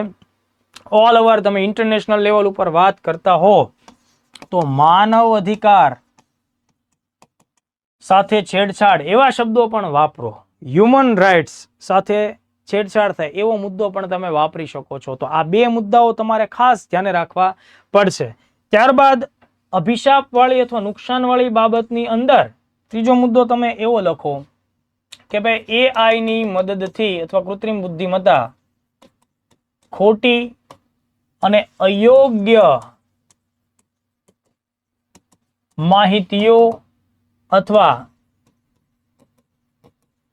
ભેદભાવપૂર્ણ માહિતીઓ પીરસી રહી છે. ઘણી બધી વખત વિશ્વભરના લોકો આ મુદ્દા ઉપર ચિંતા વ્યક્ત કરે છે. ખુદ નરેન્દ્ર મોદી સાહેબે પણ આ મુદ્દા ઉપર ચિંતા વ્યક્ત કરેલી છે. કારણ કે આ AI એટલે ઇનડાયરેક્ટલી કોનું ક્ષેત્ર થયું? કોમ્પ્યુટર સાયન્સનું જ ક્ષેત્ર થયું ને. અને કોમ્પ્યુટર સાયન્સનો સૌથી વધુ વિકાસ છે અમેરિકા અને યુરોપના દેશો દ્વારા થયો. તો અમેરિકા અને યુરોપના દેશો દ્વારા જે સોફ્ટવેર્સ તૈયાર કરવામાં આવ્યા છે તો એમાં જે માહિતી સંગ્રહ કરવામાં આવેલી છે બરાબર, તો એ પોતાના દ્રષ્ટિકોણથી થયેલી છે. એટલે અહીંયા જે ભેદભાવ થાય છે દોસ્તો એ દ્રષ્ટિકોણનો ભેદભાવ છે, દ્રષ્ટિકોણનો ભેદભાવ છે. જેવી રીતે મતલબ અમેરિકા અને યુરોપ પોતાના પક્ષની અંદર માહિતીઓને રજૂ કરશે, પોતાના દ્રષ્ટિકોણથી રજૂ કરશે, તો એઆઈ પણ એવી જ માહિતીને ડિસ્પ્લે કરશે. સેમ હિયર ચાઇના દ્વારા માનો કે એઆઈને ડેવલપ કરવામાં આવે તો એ એઆઈ ચાઇના તરફી માહિતી લઈને જ પેદા થયું છે. જ્યારે તમે એને સવાલ પૂછશો ત્યારે ચાઇના તરફી માહિતી જ આપશે. દાખલા તરીકે ડોકલામ વિવાદ ઉપર કેટલાક ન્યૂઝમાં આવ્યું હતું કે ભાઈ આ ગ્રોક અથવા તો જ્યાંનું જે ચાઇનાનું જે હમણાંનું ડીપસીક બન્યું તો ડીપસીકને પ્રશ્ન પૂછવામાં આવ્યો તો એણે પોતે જે વિવાદિત પ્રદેશો છે એને ચીનનો હિસ્સો જ બતાવ્યા હતા. ઓકે, અને ભારત એની પર ખોટો દાવો કરે છે. આ પ્રકારની માહિતી એ ઇન્ટરનેટ ઉપર રજૂ કરે છે. એટલે એઆઈની મદદથી જે ટૂલ્સ કામ કરે છે એ જ્યારે કોઈ વ્યક્તિને માહિતી પીરસે છે તો એ માહિતી સંપૂર્ણ સાચી હોતી નથી, એ ભેદભાવપૂર્ણ હોય છે. બરાબર, એ જે તે દેશ અથવા જે તે સંસ્કૃતિને ફેવર કરતી હોય છે અને એનાથી અગેન્સ્ટ અમુક ચોક્કસ દેશો કે અમુક ચોક્કસ સંસ્કૃતિની ખિલાફમાં માહિતી રજૂ કરે છે. એટલે આ આખી વાતને આપણે શું કહીએ કે કૃત્રિમ બુદ્ધિમત્તાનો ઉપયોગ કરીને તૈયાર કરવામાં આવતા સોફ્ટવેર કે ટૂલ્સ જે માહિતીલક્ષી ઉદ્દેશોથી બનાવ્યા હોય એ ઘણી વખત ખોટી, અયોગ્ય માહિતીઓ કે ભેદભાવપૂર્ણ દ્રષ્ટિકોણના ભેદભાવપૂર્ણ માહિતીઓ પીરસે છે. હવે માનો કે કોઈ વિદ્યાર્થી હોય, કોઈ વ્યક્તિ હોય એ આવી માહિતીનો ઉપયોગ કરશે તો સ્વાભાવિક છે કે એનું જે નોલેજ છે એ પણ ભેદભાવ ક્ષતિપૂર્ણ જ રહેશે. એટલે આ બાબત તમારે ટૂંકમાં રજૂ કરી દેવાની. મતલબ કે એમ કહી શકાય કે સત્ય માટે શું વધે છે જગતમાં? સંઘર્ષ વધારે છે. કોણ? એઆઈ. એઆઈ શું કરે છે? સત્ય માટેનો સંઘર્ષ વધારે છે અથવા ભેદભાવોને પ્રોત્સાહિત કરે છે. તો આ એક બાબત તમારે લોકોએ ખાસ ધ્યાને રાખવાની થાય. હવે જો એનાથી આગળ એઆઈ નો એક બીજો બહુ મોટો પડકાર આપણી સામે આવે છે. આ ત્રણ મહત્વના મુદ્દા લખ્યા પછી એ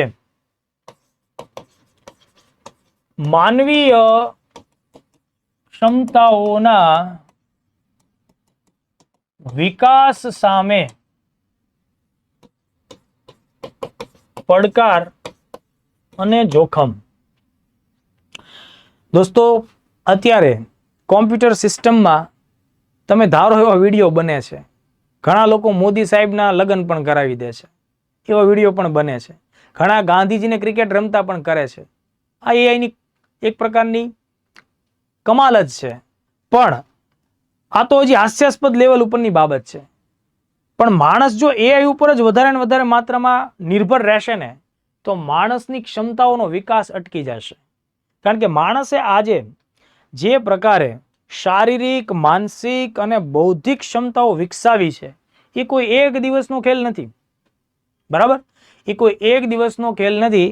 એની પાછળ માનવ ઉત્ક્રાંતિની અનેક સદીઓ જવાબદાર છે. ત્યારે જઈને માણસ પોતાની શારીરિક ક્ષમતાઓને સમજતો થયો. એટલે ત્રણ શબ્દો તમારે ધ્યાન રાખવાના છે: શારીરિક ક્ષમતાઓ, માનસિક ક્ષમતાઓ અને બૌદ્ધિક ક્ષમતાઓ. બરાબર, ત્રણ પ્રકારની ક્ષમતાઓ તો ખાસ લખવાની છે. તો માણસની આ બધી જે ક્ષમતાઓ છે એ સદીઓની ઉત્ક્રાંતિનું પરિણામ છે. તો એઆઈ નો જેટલો વધારે ઉપયોગ થશે એટલે માણસનું જીવન સરળ થઈ જશે. માણસને જે જોઈએ છે એ ઇઝીલી મળી જશે. એટલે માણસ પોતે માનસિક અને બૌદ્ધિક કવાયત કરશે નહીં. એટલે આપણી એક ક્ષમતાઓ નેક્સ્ટ લેવલ પહોંચશે જ નહીં. બરાબર છે, કારણ કે તમારી સામે પડકાર આવે છે, તમે સીધું એઆઈને કહો છો. દાખલા તરીકે ફોર એન એક્ઝામ્પલ નિબંધ લખવો છે કૃત્રિમ બુદ્ધિમત્તા. બરાબર છે, કૃત્રિમ બુદ્ધિમત્તા ફાયદારૂપ છે કે ગેરફાયદારૂપ છે. તમે આ નિબંધ લખ્યો, તમે સીધો ચેટ જીપીટીમાં ઇનપુટ્સ નાખ્યું, એને તમને 200, 300, 400 શબ્દો આપ્યા. મને એવાય સમાચાર છે કે ઘણી બધી એકેડેમીઓ વાળા શું કરે છે કે ચેટ જીપીટી છે ને એનો જ નિબંધ બોર્ડ ઉપર નાખીને વાંચી જાય છે. આ પણ બાબત છે.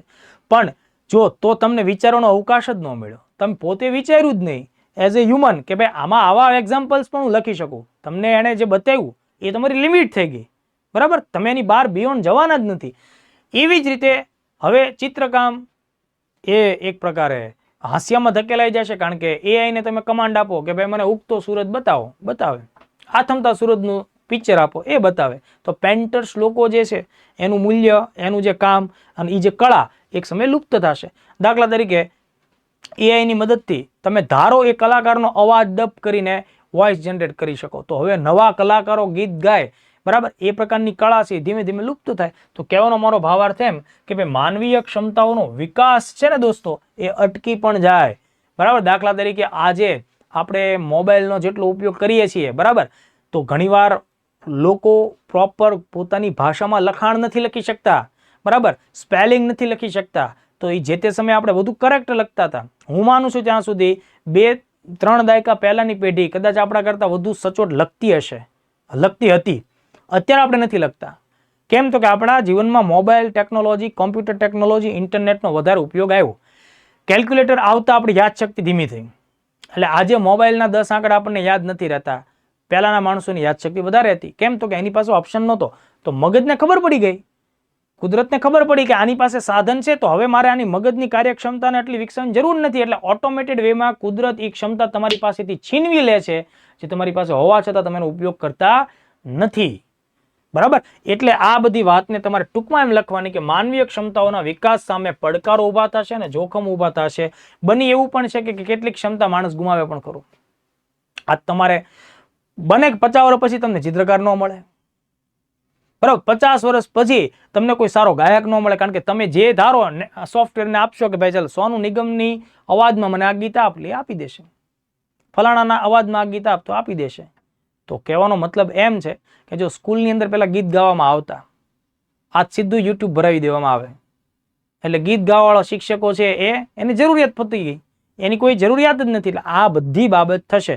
તો આ વાતને તમે કહો માનવીય ક્ષમતાઓના વિકાસ સામે પડકાર અને જોખમ રહેલું છે. તો આ પણ એક બહુ મોટો પડકાર છે એઆઈને લાંબા ભવિષ્યના સમયગાળાના દ્રષ્ટિકોણથી. આ એક મુદ્દા ઉપર આપણે કહી શકીએ કે એ અભિશાપ સમાન બાબત થાય.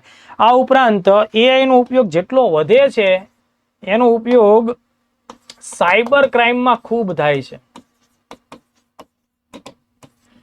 સાયબર ક્રાઇમમાં આનો ઉપયોગ એટલે વધારે થાય છે.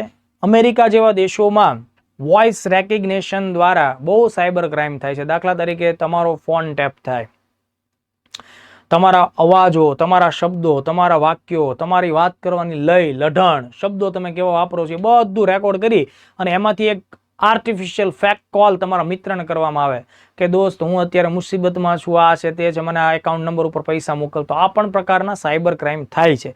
તો એ કોના લીધે થાય છે? Voice recognition. Voice recognition. અત્યારના સમયમાં પાસવર્ડ હેક કરવા ઈઝી થઈ ગયા છે એઆઈની મદદથી. સોશિયલ મીડિયા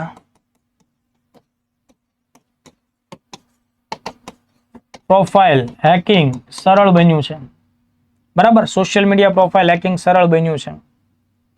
એઆઈની મદદથી ડેબિટ કાર્ડ કે એટીએમ કાર્ડના, ક્રેડિટ ડેબિટ કાર્ડના પાસવર્ડ છે એ આઈડેન્ટિફાય કરવા એ પણ ઘણું સરળ અને ઝડપી થઈ ગયું છે, બરાબર.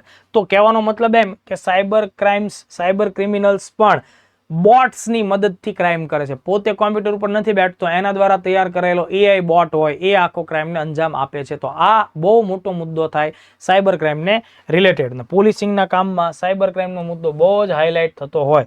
અને એક બીજી સંભાવના એ છે દોસ્તો કે કદાચ તમે ધાર્યું હશે, સાંભળ્યું પણ હશે કે ભાઈ થોડા સમય પહેલા કોઈ એઆઈ રોબોટ્સને સવાલ પૂછવામાં આવ્યો, મતલબ ચેટબોટને, તો એણે કીધું કે માનવ તે પૃથ્વી ઉપર રહેવા લાયક પરિસ્થિતિ રહેવા નથી દીધી, તને જીવવાનો અધિકાર નથી. એટલે ફ્યુચરમાં એઆઈ પોતે એટલું સક્ષમ થઈ જાય કે માણસને અયોગ્ય સમજે અને માણસ ઉપર હુમલો પણ કરવાનું ચાલુ કરે, જેનાથી માણસને સાયકોલોજીકલી અસર પણ થાય.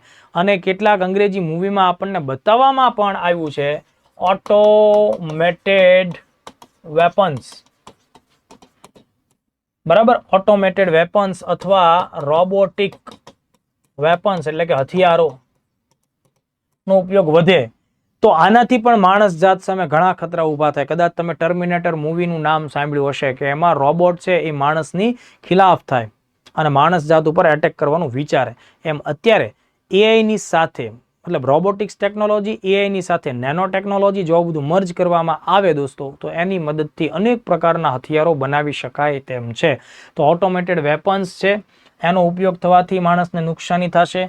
એઆઈ જો પોતાને બૌદ્ધિક રીતે માનવ કરતા સુપિરિયર સમજવા લાગશે, ત્યારે એઆઈ શું કરશે?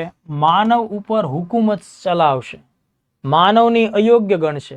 અને હું તમને સમજાવું, તમને જ્યારે કોઈ 2, 3, 4, 5 વખત એમ કહે ને કે તમે યોગ્ય નથી, ત્યારે તમારો આત્મવિશ્વાસ ડાઉન જશે, એની તમારા મગજ ઉપર ઊંડી અસર થશે, અને એ માનસિક અસર તમને લાંબા ગાળે તમારી કાર્યક્ષમતા ઉપર પણ અસર કરશે. એટલે જ્યારે આપણને કોઈ 1-2 વખત ટોકતું હોય, સારા ઉદ્દેશથી ટોકતું હોય, તો પણ આપણને નથી ગમતું, એ વસ્તુ આપણને અયોગ્ય લાગે છે, એના માટે આપણે તૈયાર હોતા નથી. માનો કે એઆઈ આપણને એમ કહી દે કે એ માનવ, તું રહેવાને લાયક જ નથી, તારે સુસાઇડ કરી લેવું જોઈએ, તારે મરી જવું જોઈએ, તારે પૃથ્વી છોડીને બીજી કોઈક જગ્યાએ ભટકવું જોઈએ, તારું યોગ્ય સ્થાન નરકમાં જ છે. એટલે એઆઈ જે દિવસે સુપર પાવરમાં આવશે, સુપિરિયર બનશે માણસ કરતા, ત્યારે એ માણસની મનોવૈજ્ઞાનિક બાબતો ઉપર પ્રહાર કરશે, અને એના લીધે માણસને માનસિક ક્ષતિઓ પણ પહોંચાડશે. આ બધા એઆઈ ના નુકસાન છે દોસ્તો. તો આ રીતે મેં તમને એઆઈ વિશે વાત કરી, તો એના પ્લસ માઇનસ બંને પોઈન્ટ્સ લખ્યા છે દોસ્તો. હવે કેટલું કે આપણે એનું કન્ક્લુઝન છે એને આપણે ખાસ ધ્યાને રાખવું જોઈએ. તો જુઓ દોસ્તો, કોઈ પણ ક્ષેત્ર જ્યારે આપણા દેશ માટે હોય કે દુનિયા માટે હોય, તો આપણે એને અપનાવવું જોઈએ કે કેમ, તો આપણે એના બંને પાસાઓ રજૂ કર્યા, અને છેલ્લે આપણે કન્ક્લુઝનમાં સરસ મજાનો પેરેગ્રાફ આપણે એવો લખવો જોઈએ કે ભાઈ આર્ટિફિશિયલ ઇન્ટેલિજન્સ એટલે કે કૃત્રિમ બુદ્ધિમત્તા છે, એ વિજ્ઞાનની અન્ય કોઈ પણ શાખાની જેમ 2 ધારી તલવાર જેવી છે. તેને અપનાવતા પહેલા તેના વિશેનું સંપૂર્ણ સચોટ તજજ્ઞ જ્ઞાન પ્રાપ્ત કરવું ખૂબ જરૂરી છે. એઆઈને આપણા સમાજ જીવનના વિવિધ ક્ષેત્રોમાં અમલમાં મૂકતા પહેલા તેના માટે સંભવિત નુકસાનો અંગે પણ આપણે વિચાર કરવો જોઈએ. સાથોસાથ તેના માટે કાયદાકીય માળખું પણ આપણી પાસે હોવું જોઈએ, બચાવ અંગેના ઉપાયો પણ આપણી પાસે હોવા જોઈએ. ત્યારે જઈને એઆઈ આપણને ઉપયોગી સાબિત થઈ શકે. અને ભારત દેશ હોય કે વિશ્વનો કોઈ પણ દેશ હોય, એણે એઆઈનો ઉપયોગ માત્ર સામાજિક સેવાઓ વધારવા માટે અને આર્થિક દ્રષ્ટિકોણથી ગરીબોના કલ્યાણ માટે અથવા તો નિમ્ન વર્ગના કલ્યાણ માટે જ એઆઈનો ઉપયોગ વધે એ આવકાર્ય છે. આ ઉપરાંત દેશની સુરક્ષા, રાષ્ટ્રની અખંડિતતા જેવા ક્ષેત્રો માટે અને માનવ માટે જે કાર્યો જોખમથી ભરેલા હોય તેને સરળતાથી કરવા માટે એઆઈનો ઉપયોગ કરી શકાય. આ રીતે તમે એને સકારાત્મક દ્રષ્ટિકોણથી સજેસ્ટ કરો છો એનું કન્ક્લુઝન કે ભાઈ એઆઈ છે એ 2 ધારી તલવાર છે, એને અપનાવો, પહેલાં એનો અભ્યાસ કરો, તેના જોખમો શું છે આઈડેન્ટિફાય કરો, એ જોખમોની સામે ઉપાયોના પગલાઓ લો, કાયદાકીય બાબતોમાં પણ તમે એના યોગ્ય પગલાઓ અને નિરાકરણ લાવો, બરાબર. અને પછી એ બધું થયા પછી તમારે એવા જ ક્ષેત્રમાં એને વાપરવું જોઈએ કે જેમાં સમાજ કલ્યાણ હોય, બરાબર, આર્થિક સમાવેશનનો મુદ્દો હોય, રોજગાર સર્જનની બાબત હોય, આ બધું હોય ત્યારે તમે એઆઈનો ઉપયોગ કરો. અને છેલ્લે એક અંગ્રેજી નાનું એવું વાક્ય તમારે એડ કરી દેવાનું કે AI is just not a tool, it's a partner for human creativity. બરાબર, એ વાક્ય હું લખું છું કે ભાઈ AI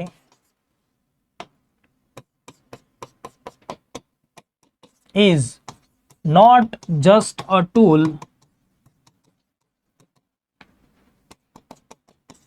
it's a partner for